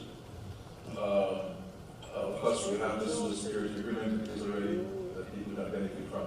But we believe this is a fundamental part of the integration architecture. And at 50, we could not leave children today and not speak about the core of the integration movement, that is people's ability to move freely within the Caribbean community. And I think we would have served and have served the community well at this meeting by arriving at that decision. And we hope that to see that it will be implemented by the 30th of March 2024. So this is great news. I think, I believe with all the issues that we have discussed and the number of decisions we've taken, this is the decision that we've taken at this conference. And I believe the founding fathers are smiling from heaven that the present generation of leaders were bold enough to arrive at a decision moving forward. We have also taken the decision to hold a retreat in Dominica, okay, August 18 and 19. I have been clear to all of us that these suits and ties and will all stay home. That we will be in t-shirts and jeans and shorts, possibly. Focusing on some critical and core issues of the community, so that when we get to Guyana, before we get to Guyana, we can put a number of issues in place and clarity to the discussions. I'm hoping that that can become a regular feature, because when you are less stiff with all of this clothes on, then you might think a little better. And I think and being in the fresh mountain breeze of Dominica, where your nostrils are cleared and your mind is cleared, and all the stress away, then you'll be in a better way to think and to arrive at some decisions. So we look forward to this. We'll be reviewing the governance issues within Caricom and other areas, including functional cooperation. We certainly have to enhance functional cooperation among our nations. These are the things which matter to the average person on the streets in the Caribbean community, that they can see tangible benefits in all of these fancy decisions and all of these documents, but how do we make life better for people? And we spoke about hassle-free travel. When you get to a point, you don't have to be harassed. We have to feel, the ease of moving from one country to the other within the Caribbean community, and so this is very important. Finally, on cricket,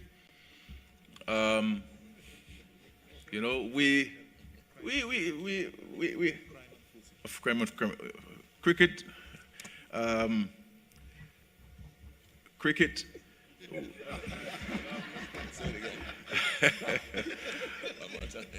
I still believe that we have to rally around the West Indies.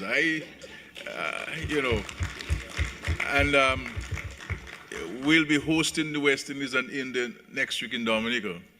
And certainly I'm urging all my citizens and residents to come out and to support West Indies cricket.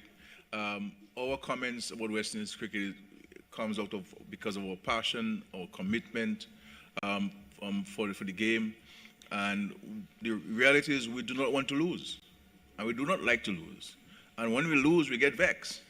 Not because we have any personal issue with anybody, but we need there to appear to be a fighting spirit. We take it personal.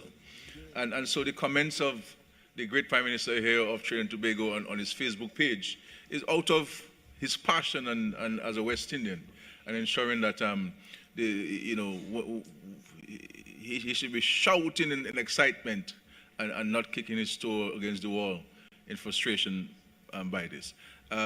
By Chairman Decree, I have appointed him as the new chairman of the subcommittee, Prime Ministerial Subcommittee on Cricket.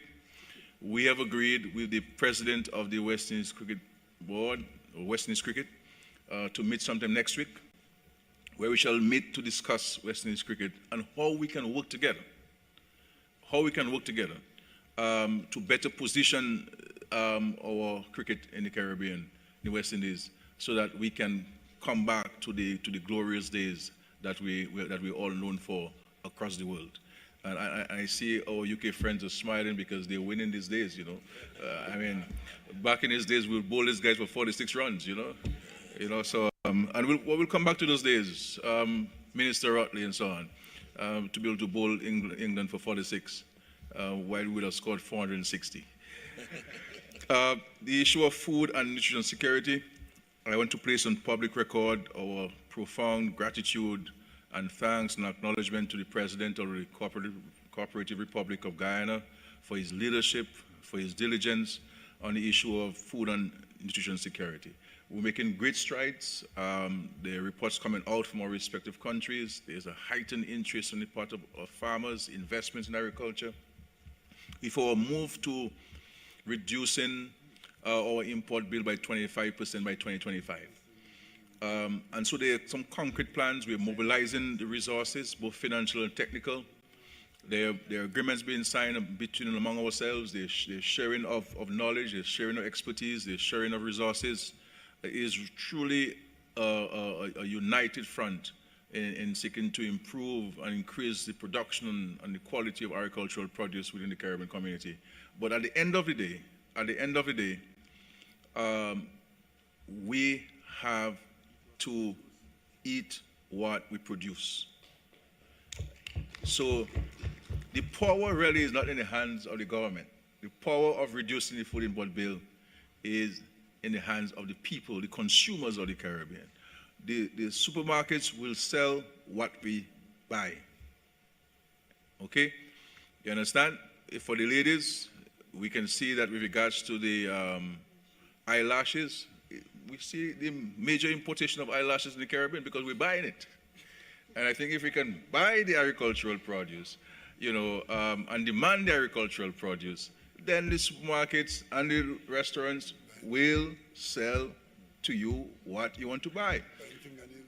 And all of the acrylic nails and so forth, let us, when you go to supermarkets, demand the items from Guyana, demand the items from Trinidad and Tobago, demand the items from Barbados, from St. Lucia, and we will see how quickly we can reduce the food import bill in the Caribbean. I will stop here to receive any questions.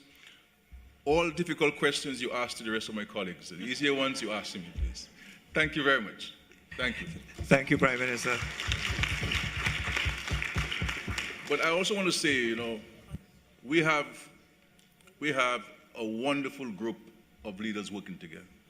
And the spirit of camaraderie, the willingness to give and to take. And I think the region is a very good time now to be able to capitalize on the number of actions that we need to take.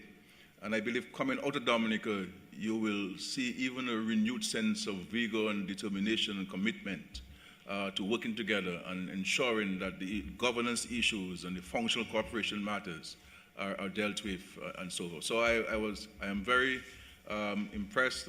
I've been around for some time, but this meeting was really a wonderful one, and I want to commend all my colleagues, both the full members and the associate members, for the commitment. They worked very hard, and certainly in these 6 months they'll be working very, very hard. So, thank you very much. Thank you.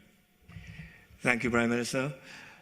Just to indicate that when you wish to ask your questions, could you please indicate your name and the agency that you represent. We have a full table of leaders, including the President of Suriname, His Excellency the President of Suriname, the Prime Minister of St. Lucia, His Excellency the President of Guyana, the Prime Minister of the Bahamas, the Prime Minister of Barbados, and the Secretary General. So, as I indicated, when you wish. And, of course, our host and the chairman.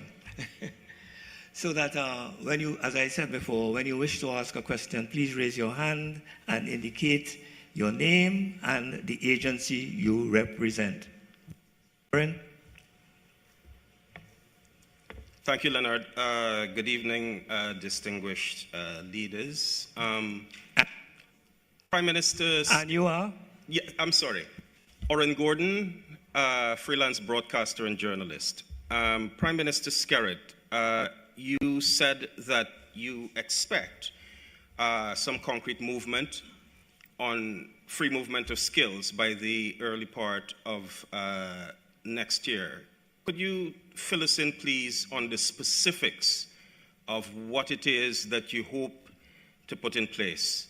At present, there are a limited number of categories of people allowed to move and work freely throughout the Caribbean. What is it that you're proposing? Are you thinking of going big and throwing it open totally?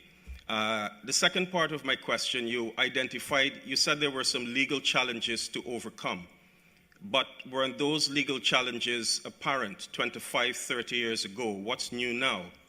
And my last question to any one of the leaders, Caricom is 50, and could you, for the benefit of the Caribbean public, help us to evaluate how effective to, in effect, grade Caricom over the last 50 years on the big headline issues: free movement of skills, free movement in terms of travel, and all the other big headline issues. I understand it's a broad sweep, but 50 is a great time to reflect in such a manner. Prime Minister Barbados, you'll take the first part. Thank you very much, Mr. Chairman. Thank you, Mr. Gordon. Broad sweep might be, in cricketing terms, a swipe, but I don't go swiping outside the off stump lest you get caught. Suffice it to say that the heads have agreed that we are now moving beyond just the freedom of movement of skills to freedom of movement of people. Out of an abundance of caution and to be sure-footed, there are some aspects of the treaty that will require amendment, and therefore we are giving ourselves between now and the 30th of March 2024 to make the amendments, because we recognize as well that there may have to be an approach that does not put countries or make countries liable to any form of suit with respect to some of the rights. So there has to be a minimum set of rights guaranteed for the movement of citizens.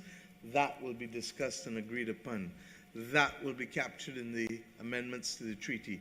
That will also have to be financed, and we're looking at the Caricom Development Fund as being able to put in place the mechanism to guarantee that each country can bring its minimum level of services up to the same acceptable period and level. Against that backdrop, we give ourselves these few months. You ask what is different? The revised Treaty of Chaguaramas did not exist 35 years ago, and that revised Treaty of Chaguaramas imposes certain precepts upon us that, unless we carve it out, will be there to make countries liable. During the pandemic, we had to carve out certain things. There were restrictions on movement for public health purposes. That was understood. The treaty provides for restrictions for national security purposes. The treaty provides for restrictions for balance of payments purposes. We have determined that in order to facilitate freedom of movement, we may have to do it in a way where we guarantee a minimum level of rights. And that may relate to primary education, as you heard Prime Minister Skerritt say, pre-primary, primary, secondary education. It may relate to primary health care. It may relate to emergency health care. We are already covered with social security rights through the agreement that exists in Caricom. So what we are doing is to ensure that the desire of heads is met by the reality of implementation.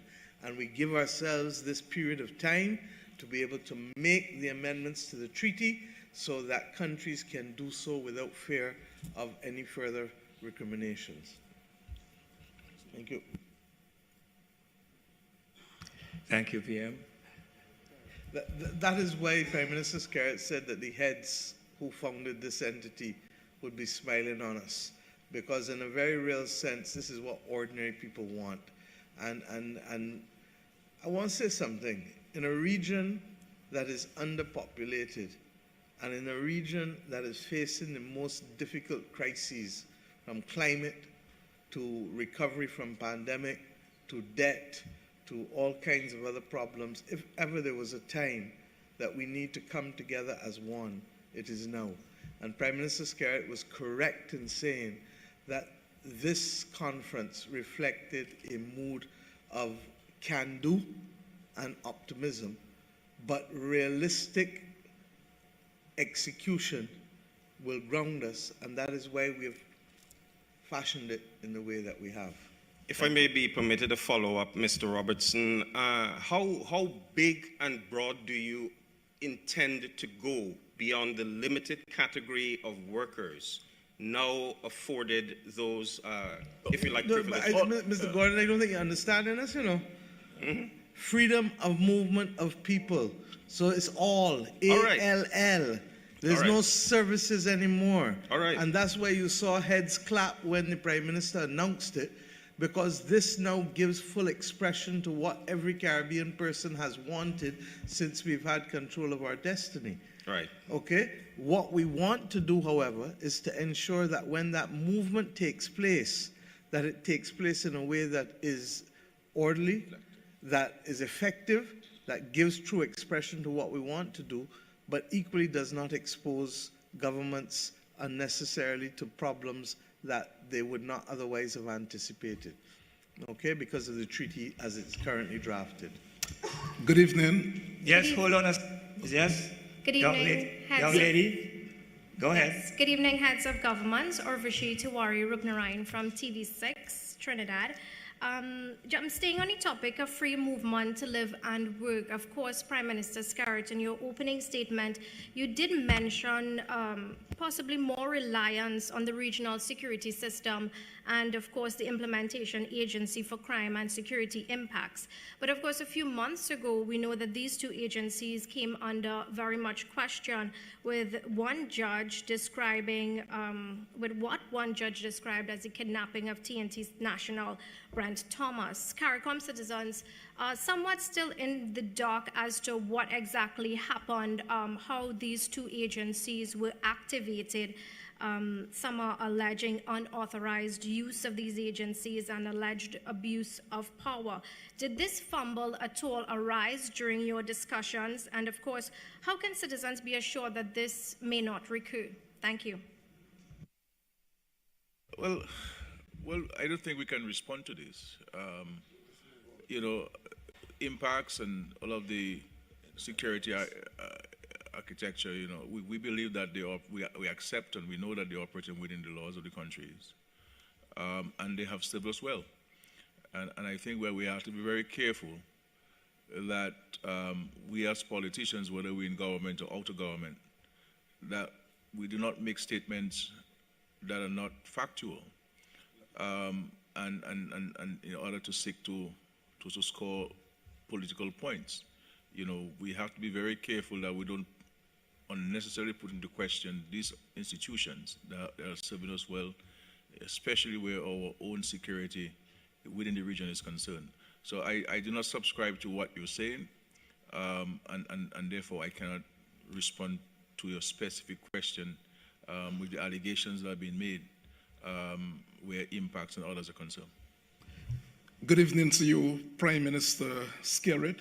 Curtis Matthew from Dominica. My question is on the engagement between the U.S. and Caricom this afternoon.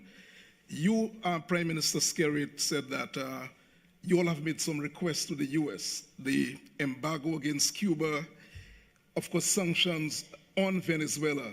Was there any concrete commitment coming from the United States to Caricom, especially as Caricom celebrates its 50th anniversary? Thank you very much. Well, you know, our position on Cuba is well known. Both our founding fathers and ourselves have been very clear and strident with regards to the call for the removal of the blockade against Cuba.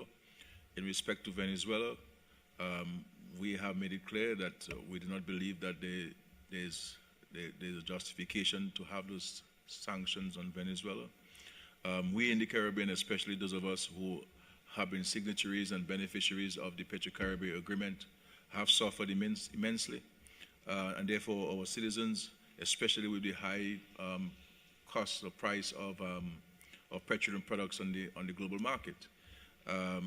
And so we have seen the Petro-Caribbean Agreement virtually come to a halt in some of our countries because of the inability of Venezuela to export the petroleum products to our respective countries. And out of this Petro-Caribbean Agreement, because you have a deferred payment, especially when the price goes beyond $100 on the international market, a lot of these funds were being used by our respective countries for economic and social investments, you know, and job creation.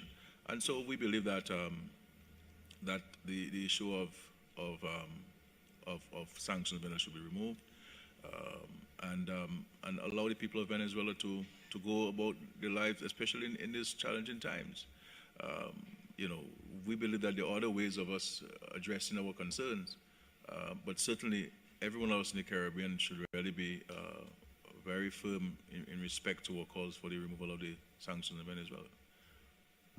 Did you all, Prime Minister, get any commitment from the U.S. on these matters? Well, you know, obviously they will note those requests and the submissions.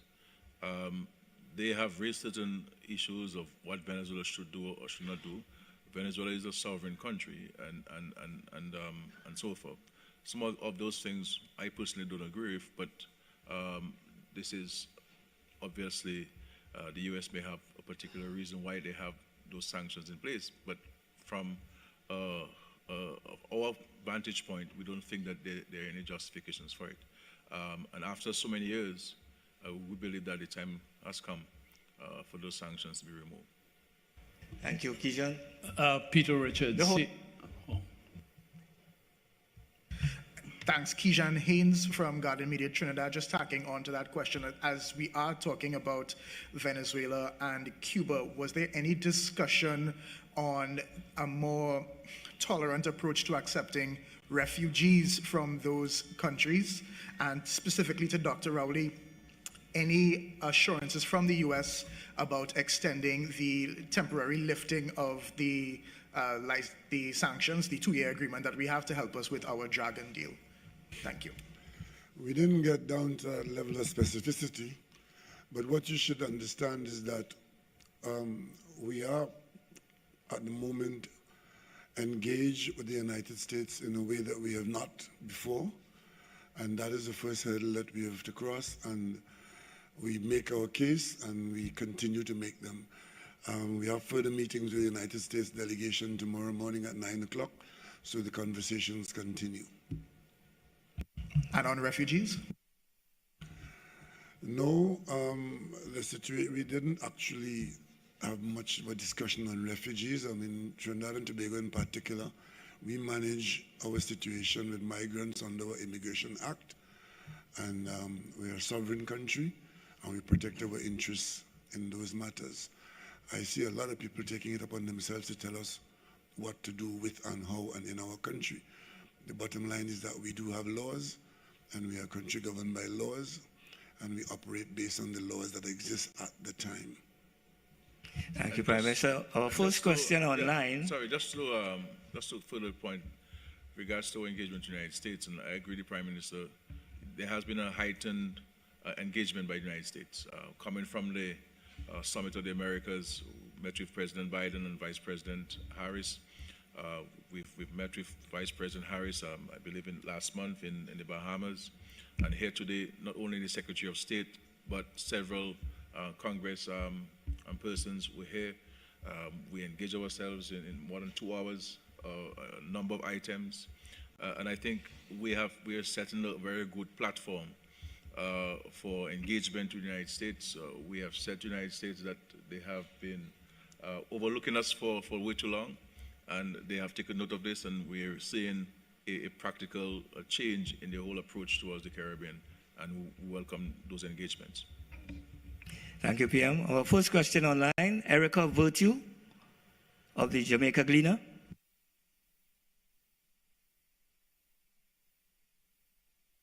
Erica, are you still with us? Yes, I am hearing you. Are you hearing me? Yes, we are hearing you now. Yes, I'm asking, what more can we be told of the specifics of the arrangement between what Rwanda has offered to the solution in the situation in Haiti, and what specific decisions did Caricom itself take regarding the ongoing situation there? Well, Rwanda, since last September, indicated its willingness to provide peacekeeping and security personnel and to help strengthen the National Police of Haiti, the Haitian National Police. There are a number of actions or steps we believe going forward which we need to take, and of course the Prime Minister of Haiti has made it very clear in numerous statements in Jamaica at the at the conference of engagement of the various stakeholders. He made it very clear here on a number of occasions that he will not seek election in Haiti, and that he is only prepared to lead a government up until the hosting of credible, free and fair elections. Now, we are also advancing the view that there must be a UN security resolution on the matter so that we can get a coalition of nations who are prepared to support the Haitian government, Haitian people, in addressing both the security and humanitarian crisis in Haiti. Now, the issue of financing of this, and we believe that France and Canada and the United States and others, it's a matter we have put to them, and we'll be advancing this from the Caribbean Committee standpoint to have these interventions financed. This is going to take us 1 year to 2 years. There also the issue of broadening the government so that there can be greater consensus among parties. That more stakeholders need to form part of a national government or in place in Haiti so that there can be greater buy-in to the actions that we need to take along with our brothers and sisters in Haiti. We have in place an eminent group of persons, 3 former prime ministers, Prime Minister Dr. Anthony of St. Lucia, Prime Minister Bruce Golden of Jamaica, and Prime Minister Perry Christie of the Bahamas. They've been working diligently in advancing the cause. They'll be going to Haiti next week to meet again with stakeholders. They'll be going to the United States to meet with stakeholders there and to ensure that they can get some kind of consensus. We believe that some of the actions that we are proposing there, based on consultation with the Haitian people, will put into a sharper focus the steps that we need to take so that we can get some resources to Haiti and seek to resolve the challenges confronting our Haitian brothers and sisters. But always noting that this will be and must be a Haitian-led solution. We are here at the back or at the side supporting them, but it must be a Haitian-led solution. And so we're simply here as brothers and sisters helping with advancing the cause to a solution to this crisis confronting our brothers and sisters. Mr. Chairman, I should probably add also at this stage that Prime Minister Henry would have specifically asked for a derogation from the freedom of movement agreement that we would have made among ourselves, given their circumstances, and we have agreed. So I just put that on the table for the avoidance of doubt. Thank you. Thank you, PM. There's a second question online before we come back in the room. Jacqueline Charles, Miami Herald. Yes, can you hear me? Yes. Yes, Prime Minister Skerritt, I just want to be clear on the Haiti issue. And I have one other about arms, by the arms. Are you saying that Caricom has changed its position since February on supporting an international force for Haiti? Because when that issue came up, Caricom opted to focus more on the police and did not take a decision on that. And then second, on the issue of arms with the United States, did you all specifically raise the issue with Secretary Blinken about the U.S. doing more to control its borders? And did he make any promises to that effect? Yes, well, in regards to our intention there is to strengthen the police, the Haitian police, in order to create a corridor, a safe corridor, to be able to bring in the humanitarian support which Haiti desperately needs at this time. The reality is, as far as we understand it, the Haitians who are going to bed hungry, the Haitians who have no access to food, and therefore we need to create this safe corridor to bring this humanitarian support.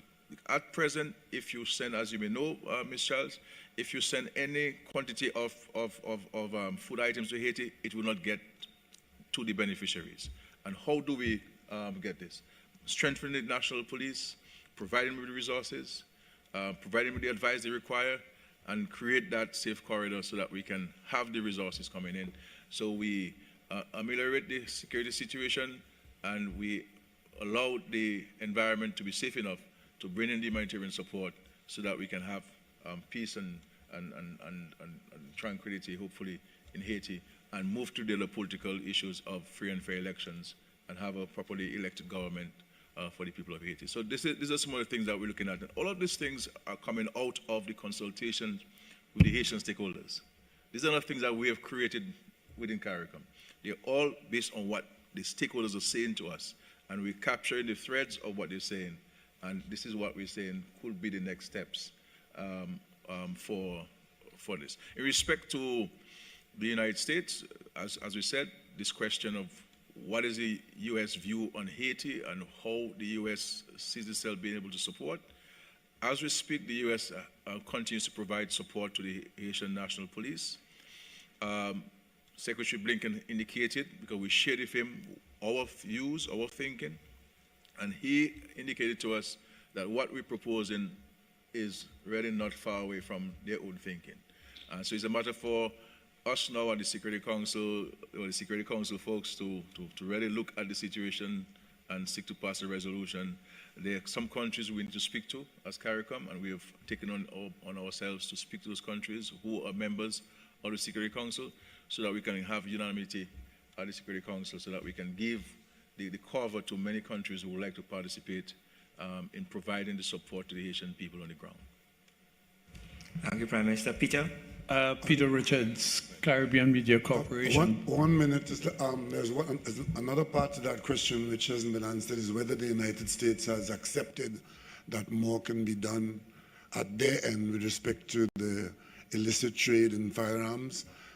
And the answer is yes. That was a major part of our discussion with the United States and among ourselves.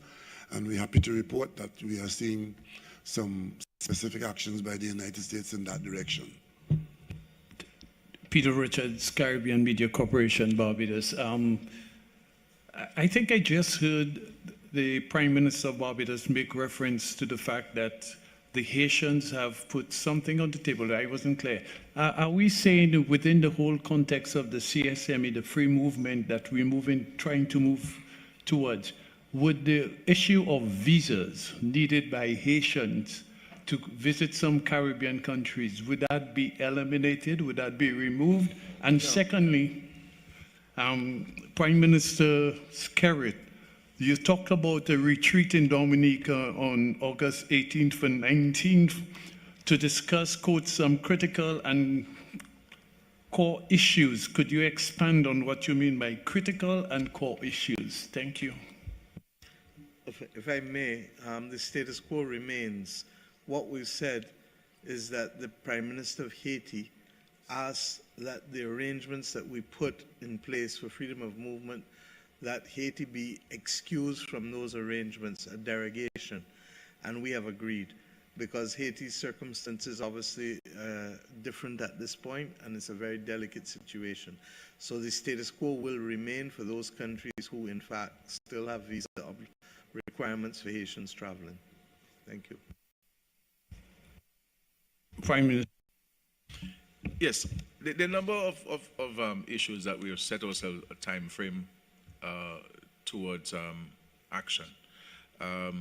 You have issues of trade barriers, and the President of Guyana, in his presentation on food and nutrition security, highlighted the need for us to address the issue of trade barriers. The other issue of governance within the Caribbean community, the issues within governance, the issues of security, taking stock of the geopolitics of the world, and how do we position ourselves going forward. COP28 is coming, that we need to have a clearly defined, cohesive position going to COP28, where every one of us will speak from the same hymn sheet. And then you have issue of climate financing, the need for the reform or transformation of the international financial systems and architecture, so that we can have a better deal for ourselves here within the Caribbean community. So these are some of the issues that we need to look at, and there are some other functional cooperation areas that we need to look at to enhance the cooperation among Caricom countries. Yeah. I noticed so far tonight we've not spoken on the issue of transportation and more specifically air transportation, Liat. Sure. Well, yes, we discussed a number of issues. We're simply highlighting some of them because of time. But yes, we received a report on air transportation. Caribbean Airlines has been doing a fantastic job thus far in seeking to help fill the void that has been created with the absence of Liat. And then you have other airlines. You have Bahamas Air that'll be looking at doing some flights within the Caribbean and onto North America as well. And we thank the Prime Minister of Bahamas for this. Inter-Caribbean has increased the number of additional flights. Inter-Caribbean is from Turks and Caicos. I mean, they have really been lifesavers for us, especially during COVID time and with the absence of Liat. We mandated the CDB to engage in a study and to examine air transport within the Caribbean community and to come up with some recommendations on how we should go about addressing this issue with the absence of Liat. The CDB has completed this study. It will be presented to us in the next couple of weeks. They have firm numbers in terms of the cost. They're looking at an 8-year or 7-year program of cost. And I'm hoping that we can get the buy-in of all of us in respect to this entity, which we believe will complement what Cali is doing, will complement what Caribbean Airlines and others are doing. Because there's no doubt, Peter, that we have to address the issue of interregional travel. I mean, it's impossible to get from one island to the other. But the role which Liat played in interregional travel, we have not been able to fill that void. And therefore, we must come up with an arrangement that will help us fill that void created with the absence of Liat. Peter, this is a good point to advise you that the government of Trinidad and Tobago has received and has accepted CAL's new strategic plan. And in that plan, it involves CAL obtaining additional equipment to do more in the region. And CAL is also in discussions with the government of Barbados. Maybe the Prime Minister of Barbados might want to mention how the discussions have gone. Thank you. We actually are about to sign an agreement with CAL if it hasn't been signed by the airport, even as we've spoken. As Prime Minister Skerritt said, this issue is not a simple issue. And the truth is that we have suffered from a significant reduction in seat numbers. We believe that there's enough space for CAL, for Inter-Caribbean, and for any other mechanism that we resolve. And I want to single out also Prime Minister Davis, who has stepped up to the plate even while Bahamas is not a member of the Caricom single market and economy. And they will be testing out the market for us this summer by being able to have connections from North America into the Caribbean. Part of our difficulty has also been the reduction in flights out of North America generally. And if you dig deep into the industry, and you can talk to CAL, you can talk to others, part of the constraint is the absence of capacity of getting planes and pilots. And therefore, you can't just snap your finger and have access to both. And that is why we have to have a cooperative approach to the resolution of the problems rather than believing that any one airline can solve it overnight. Thank you, Prime Minister. Young lady. Cleopatra Murphy, Broadcasting Corporation of the Bahamas. With regards to the free movement of people, Prime Minister Motley would have mentioned the Bahamas not being a part of the Caribbean single market economy. In terms of what it means for the Bahamas, what does this full free movement of people then mean for the Bahamas? What is our current stance on that? Can you explain? We're not impacted by it, but we'll facilitate travel to the Bahamas. And the same rules and laws will apply as it is now.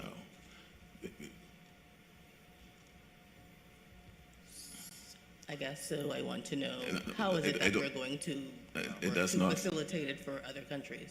No, we are not a part of the CSME, and so the arrangements there do not apply to us. We are protocol out of it. but we will be cooperating and collaborating in all other matters relating to Caricom issues. If I can give more context, Bahamas and Montserrat are not parts of the CSME, and therefore they would not be subject to freedom of movement of skills or freedom of movement of people. So you have the two of them out, and you have Haiti that is specifically asked to be left out. There may be one or two other countries that may have peculiar circumstances that may want to say so, but for the most part, we have agreed as an integration community that we need now to be able to fuel the aspirations of our people while shouldering the responsibilities that are necessary to propel growth. We need people for growth. And if we don't have people, we're not going to get the growth. Thank you, Prime Minister. There will be two more questions, one online and one in the House. The gentleman behind Peter. Good afternoon, good evening, everyone. Dylan Dishong from Loop Caribbean News. I just wanted some clarification. Does the decision on free movement include the single economic space that Prime Minister Skerrit had asked for? And also, regarding free movement, it's no secret that we have a lot of xenophobia in the Caribbean regarding people from the poorer countries. So what are the government's plans to address the fears of the people of the ground? And my third question, you mentioned that you will be welcoming Curacao and Martinique to Caricom next year.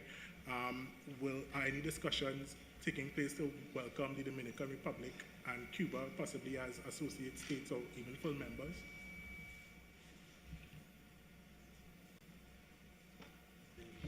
Yeah, the issue of the single domestic space with regards to the decision for the free movement of people, that now subsumes the single space. Okay, so it's moving in the right direction. The issue of Curacao and Martinique, they're both coming in as associate members. We believe there was no formal discussions in respect to Dominican Republic and Cuba, but we believe that in time to come, they may very well become members of Caricom. But there was no any formal discussion on it. Some years ago, maybe 10 years ago, we had engagements with discussions with the Dominican Republic on Dominican Republic joining the Caricom. But for one reason or the other, those discussions were suspended. But we believe that at some point in time, we will have to engage in those discussions again.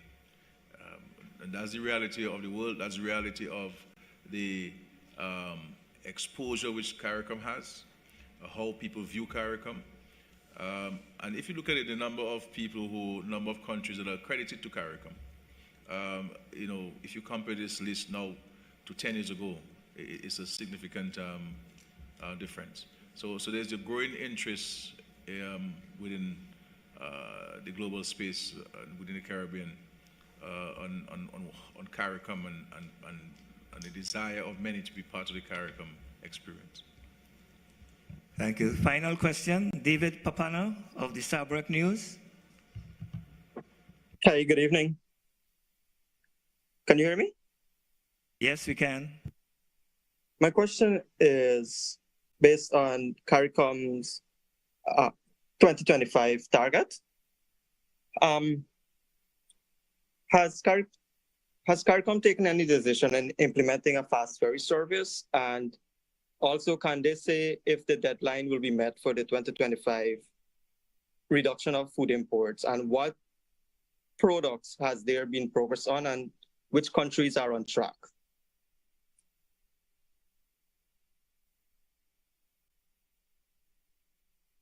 I think, first of all, thank you very much for the question. I think we have addressed the first part of the question in terms of transportation. The transportation plan is not only air, but sea, and that is exactly why we need a retreat. We have a number of studies that are completed. We have a number of documents that need to be read and analyzed so that we can move to decision making. And that is why Prime Minister Skerrit pointed to the fact that we need some concentrated work at the retreat so that we can come up with some strong positions and decisions as to where we're going. In terms of the food production, as Prime Minister said, I believe that we have to be real. The circumstances around us is changing every single day. There are some structural problems, some institutional problems that we are resolving. Take, for example, the issue of poultry. From 2020 to now, there are 3 key inputs in terms of feed production: rice, corn, and soya. You had a 100% increase in the cost of rice as an input, and between 65 and 55% in the cost of corn and soya. We, as a region, our total forward planning capacity in terms of storage for corn, rice, and soya, we can only store 20% of what we require. So when there is a glut on the market and the prices are low, we cannot make use of that because there is no storage capacity. So we are now pointing these facts out to the private sector so they can now see the viability of investing in the storage facility. And we have a number of countries who are now partnering in relation to this. So it's a issue that is evolving.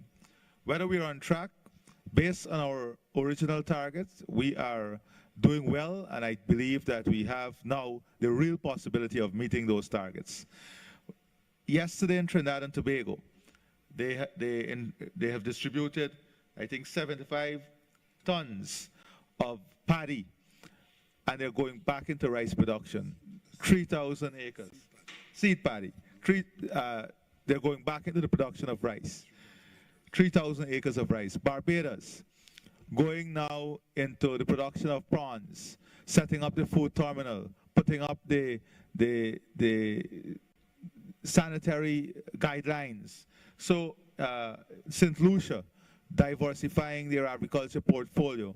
In every single country, we have seen more investment, more interest, more dynamism, and this is going in the right direction. We're also looking to use technology, looking at hydroponics, looking at aquaculture, high-yielding crops. So it is a very, very integrated and holistic plan that seeks to justify the rate of return, that seeks to rebuild interest. We're also focusing on research and development, the removal of the barriers. So it's a very complex plan that I think, to do justice to what we're doing in many of these areas. I've heard Prime Minister Skerrit, we need to have maybe a session with the media, a whole day session in the media as to where we are going and how we are going and what we're doing to get where we want to be. I believe that we have set ourselves some self-imposed targets, some self-imposed barriers within ourselves to get these things done, and you must appreciate that. I'm very, very confident that at 50, we are on the right track and in the right direction. Thank you. Thank you, Prime Minister. Thank you, Follow-up. Mr. President. Lee? Can I just follow up, please? Thank you very much, Mr. President. But could you or Prime Minister Motley give an update on where is the progress on the Barbados-Guyana food terminal? We actually have the private sector working with us, and ironically, it's also a Trinidadian enterprise, so it's really a misnomer to just say Barbados-Guyana, because it is Barbados-Guyana, Trinidad, in terms of the structure of the investment, the source of produce, and the agro-processing that will take place. We've identified the lands in Liers, in St. Michael, in Barbados. The designs for the buildings are completed, and I would expect that they should be going in to the planning department, and the appropriate studies for environmental impact assessment, etc., are going to be undertaken very shortly to be able to facilitate the planning considerations. Thank you, Prime Minister. Ladies and gentlemen, we could stay here whole night, but unfortunately this has come to an end, and I want to thank the heads of government and the Secretary General for being available for your questions. Thank you and good night.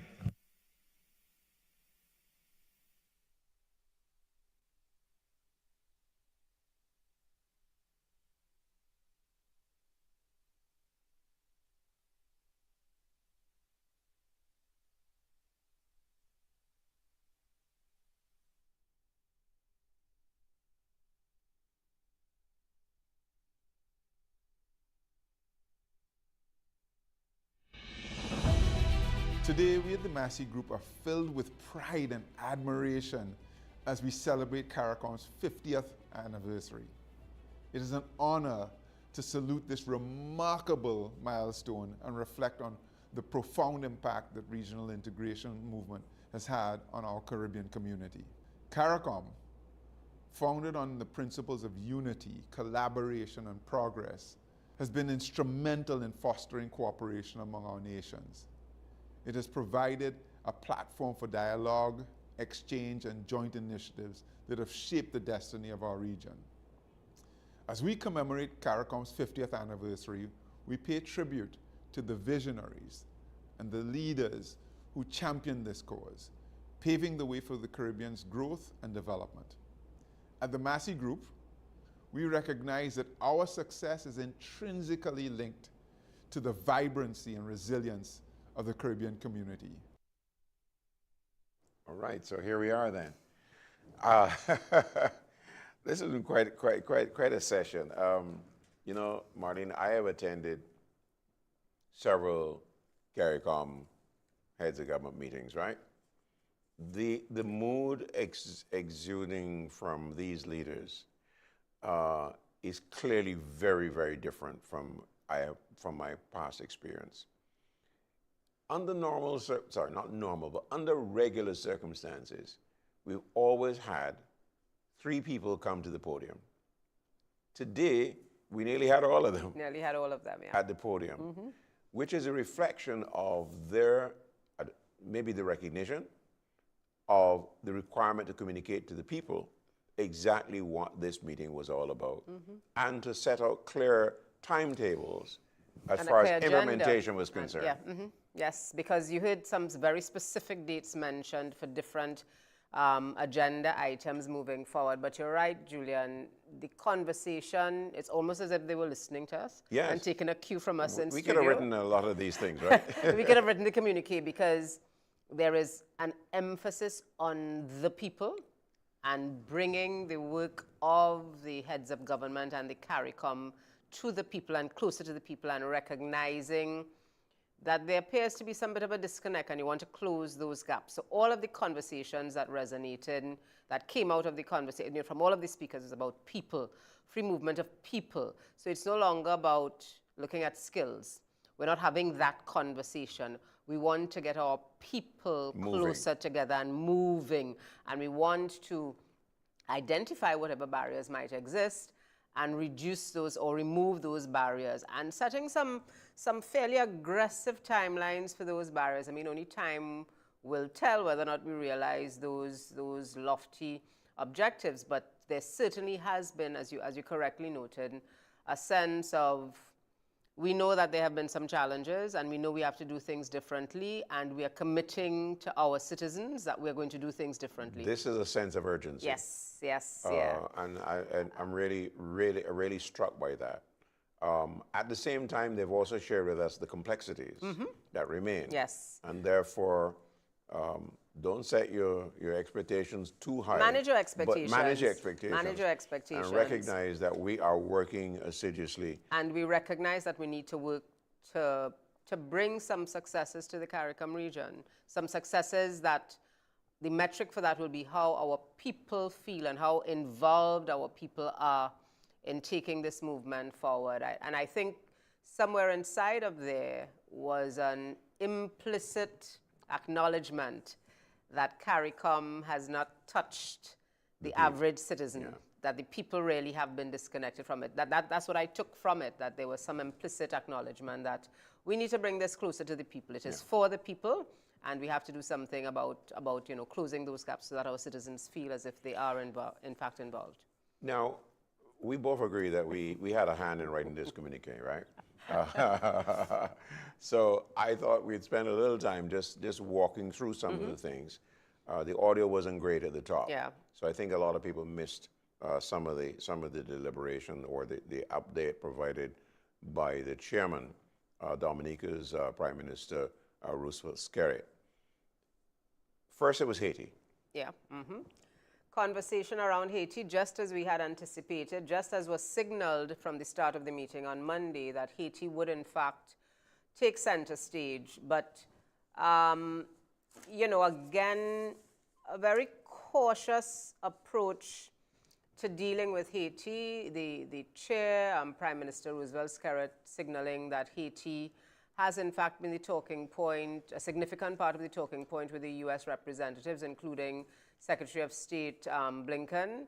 But of course, wanting to acknowledge and respect Haiti's sovereignty to manage their affairs, but making it abundantly clear that the region stands ready to provide training for the Haitian police. And really and truly, I think the word that was used by one of the prime ministers is really treating this as a humanitarian concern. So there are persons who don't have access to food, and you want people to be able to have access to some of the basic needs that they have to survive in the country. But providing support, but in a way that respects Haiti's sovereignty to manage their own affairs, but recognizing that they are in fact challenged, and making it abundantly clear that the region and the Caricom counterparts are ready, willing, and able to provide support once the signal comes from the Haitian government. But we're not going to run in there and try to take things over and to manage things in the way that we think best, but know that we're here by your side, we're your allies, and we will provide the support. Once you call, once you signal, we're there. And we had confirmation of the position taken by the current Prime Minister of Haiti, Ariel Henry, that he would not run. Yes. Which is a signal. I did hear about this before, because in a sense he made that commitment at the meeting with the eminent persons in Kingston, Jamaica some weeks ago. His assuming the responsibility as Prime Minister obviously was not readily welcomed in Haiti, so he's had a problem. Yes, yeah. And the parliamentary system is literally gutted over time. And therefore, the environment to work towards free and fair elections in Haiti, as we know, has been fraught with considerable difficulties. Yeah. Yes. So, I mean, it is a work in progress, but I think one thing that provides some measure of comfort to me, don't know if the persons in, the Haitian citizens will see it as some measure of comfort, but there is a sense of urgency. There is a sense that the platform is burning and there needs to be some intervention in very short order. I think that was one of the key messages coming out of the heads of government meeting, that they recognize that this is a burning platform that can have impacts, and all of the conversations around the humanitarian crisis, the natural hazards that can impact on Haiti, all of those things coming into the mix. So there is that recognition. Right next door, Cuba. Yes. Interesting conversation. Yes. I don't know where you want to start on that. Prime Minister Skerrit announcing that they raised with the U.S. government the question of the embargo against Cuba. But of course, one of the journalists raising the question, has there been any conversation or consideration to having Cuba and also the Dominican Republic as members of Caricom? And of course, the diplomatic response, that conversation has not been raised, presumably by the Cuban counterparts. But there is a recognition, again, reinforcing Caricom's support of Cuba as one of our neighbors, unwavering support, if I can add that word, unwavering support of Cuba, and recognizing the impact of the embargo. And if I can stick into that conversation, of course, the sanctions against Venezuela, and one of the prime ministers raising the issue of how those sanctions are in fact impacting on PetroCaribe and, of course, those Caricom countries that are members of that would formerly have benefited from the PetroCaribe arrangement, and the fact that they're now facing high energy prices, et cetera, et cetera, et cetera. So a lot of a lot of diplomatic conversations and nuances coming out from the meeting, and there are those persons, our fellow citizens across the region who would have studied some of these issues over the years and know that there are, there's more than what the average person will see that would have led to some of those conversations than simply the pestle. Absolutely, yes. Good news in terms of Martinique and Curacao as associate members. We were updated that there have been conversations around Martinique and Curacao as associate members. We were told that there's some negotiations, of course, T's to be crossed and I's to be dotted.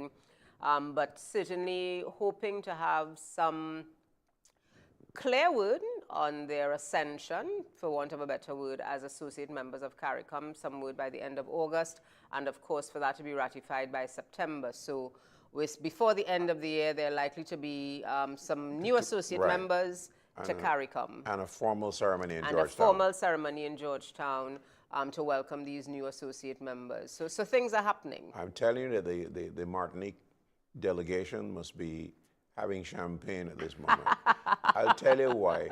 They have been trying to get into the community in one form or fashion for about 20 years. 24 years, I think, when I talked to one of the ambassadors.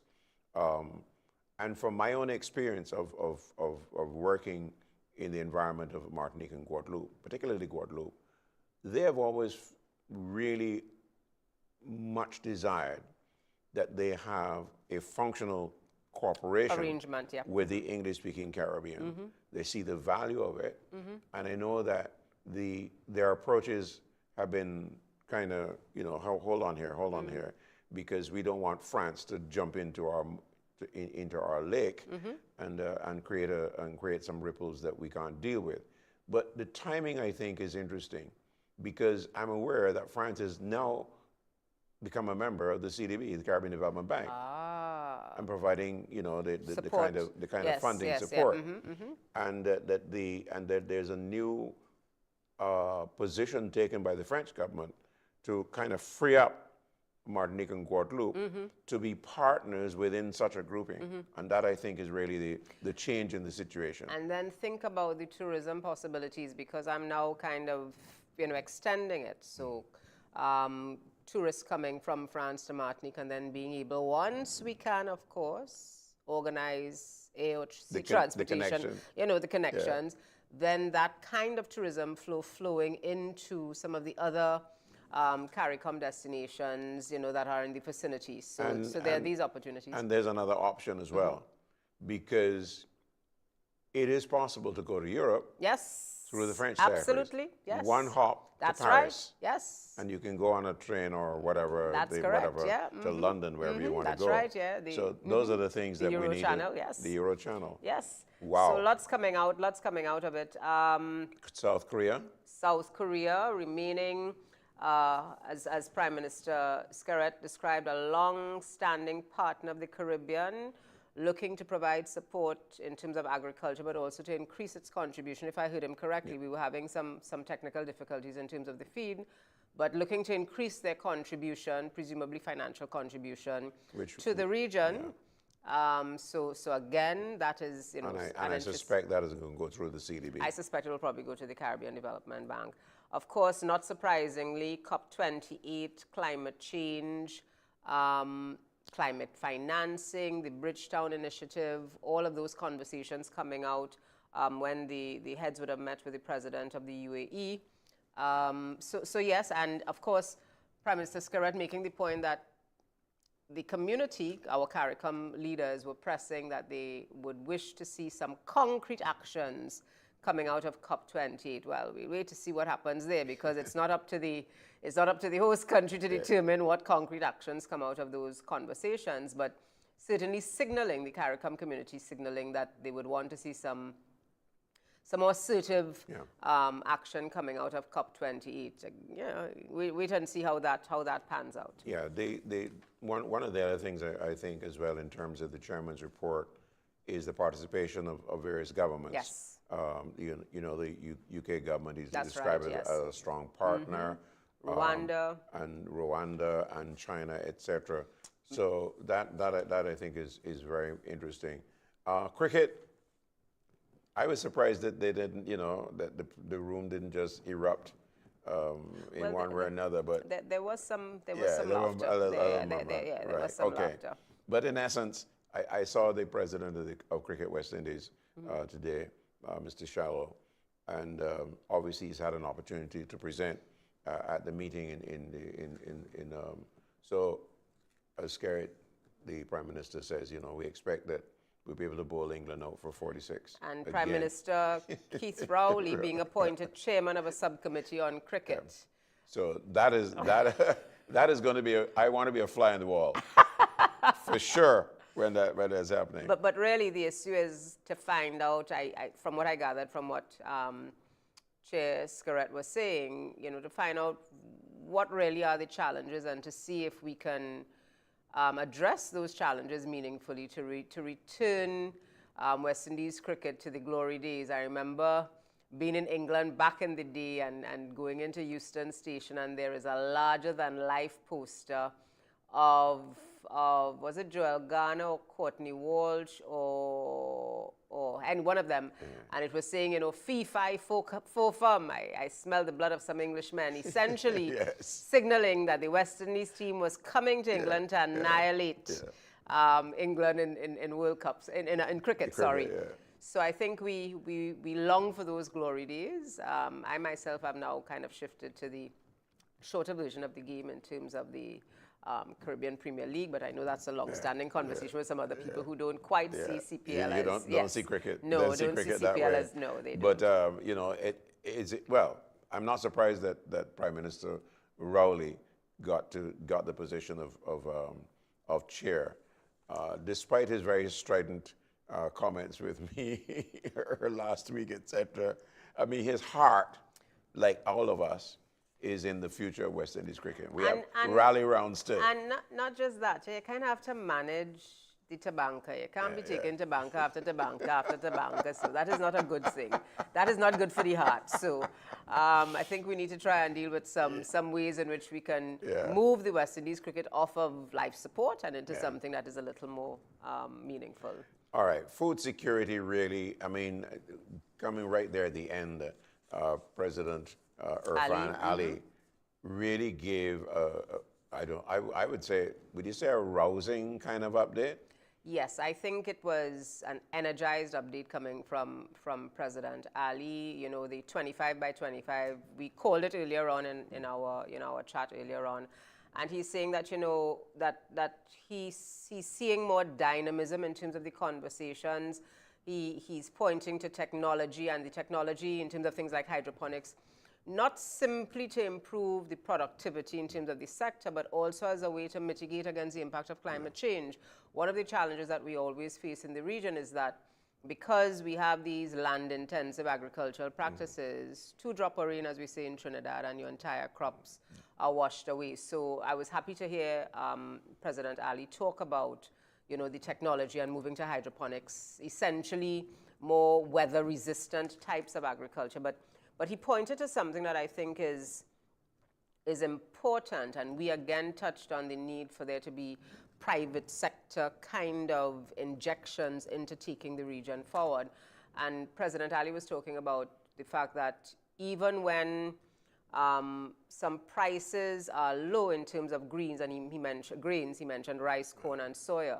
When prices are low, the region, we only have 20% storage capacity, so we cannot capitalize on those low prices, and essentially making the call or sharing that the private sector, there is an opportunity for the private sector to come in and invest in expanded storage facilities so that we can capitalize on those lower prices and pass them on to the regional population. And I will give him a high mark for his statement about having a session with the media. Yes. Because they must realize from the question that was posed that they need to tell this story. Yes. Because they pointed to successes and progress as far as this matter is concerned. Absolutely. I mean, the media has always been and will always be important connectors to the people. You have so many social media platforms now. There are all of these opportunities to communicate to people differently. I mean, it's not like long time where you had to wait on the broadsheet to be printed. I mean, people are getting information in real time now. So it's important to engage the media so that the media understands the direction in which the region is going. Yeah. I mean, they spent a lot of time on the freedom of movement. I think that's quite clear in people's minds now. Absolutely. And the other last thing would be the matter of transportation, spelling out what the challenges are there, but they're going to get together and have a look. Again, one of the critical things on the agenda. And of course, Prime Minister Scarrett hosting his Caricom colleagues to a retreat in Dominica on August 18th and 19th, and when he was pressed on some of the issues to be discussed, he shared looking at climate financing and how the international financial architecture is going to be reformed to deal with issues such as climate financing, trade barriers, something that we need to look at in the region in terms of how we deal with food and agriculture, as it were, governance issues, of course, issues of security, the influx of arms, and essentially, and I thought that this was critical, how the region is going to advance a collective position given what is happening in the geopolitical landscape. So a lot of things to be discussed in August in Dominica. We're going? Dominica, here we come. Here we come. Free movement. Free movement. Here we come. So this is the point at which we give a very big thank you to everybody. We're very happy that we're able to present these sessions to you. I want to thank all the people that I called and asked to participate in this session. Marlene Atz, of course, Arlene Serju, Natalie Legore, Joanne Tull, Dr. Justin Ram, Therese Turner-Jones, and Sandra Mirage, who's been our big producer for this entire series. I have to thank the people at Guardian Media as well, who, when I called and said, hey, I need a studio, quick time, they came back and said, yes, you can. But I think my greatest thanks will have to go to the Massey Group, who, on looking at the plan, said, yes, Julian, we'll back you. We'll give you some money and you can find the rest. Those were the terms. I wouldn't tell you the detail. But I think it's important to understand what is behind this whole thrust and why I've decided that I would set up something called Caribbean Bridges. Because I think the communication that we've experienced over the last days is just a starting point, not just for us, but for all media systems across the Caribbean, and also for the key players who must communicate the things that they're doing in the interests of Caribbean people. So I want to thank all the people who have contributed in one way or another, and I particularly want to thank the people who are listening to these broadcasts on Freedom 106.5. They're a new station, but I think they're on the right track in terms of communicating critical issues to the audience here in Trinidad and Tobago, and by extension to the diaspora community. And if I can make a plug, I'm on tomorrow morning actually sharing some insights in terms of the recap of the third day of the Caricom Heads of Government meeting. Excellent. Freedom 106.5. Right. So there we are then. So to everybody, I want to say a special thank you, but the last thank you is to the crew. The team behind the scenes, you don't see them on camera, but they are determined to ensure that we do things right. So give a hand to the Guardian Media team, right? Making it all. So let's roll the credits, but let me also put in a plug, a thank you to Stephen Dubal and his team, and to the website people as well, Ryan C. Mungle, and also to Dominic, Andrew. They have worked over a very short period of time to pull this all together. And I know you're saying he got more thanks to give, but the final thank you will have to go to the Caricom Secretariat in Georgetown for coming on board and showing us the way. And I can thank former Prime Minister P.J. Patterson as well for giving me the time to talk to me. I also thank, of course, Byron Blake, who is considered the godfather of the Caribbean community. And I was told yesterday he was the second employee at Caricom. Ooh, okay. So he's got a special place. Talk about institutional memory. Institutional memory. Boy, did I draw on that. So my thanks to everybody. I think I'm done now with the thank yous. I have to put this in writing somewhere. And of course, I have to thank one man who gave me 90 minutes of his time, who's a busy man, as you know, the Prime Minister of Trinidad and Tobago, Dr. Keith Rowley. Thank you, sir, and we salute you and we hope you succeed in fixing West Indies cricket.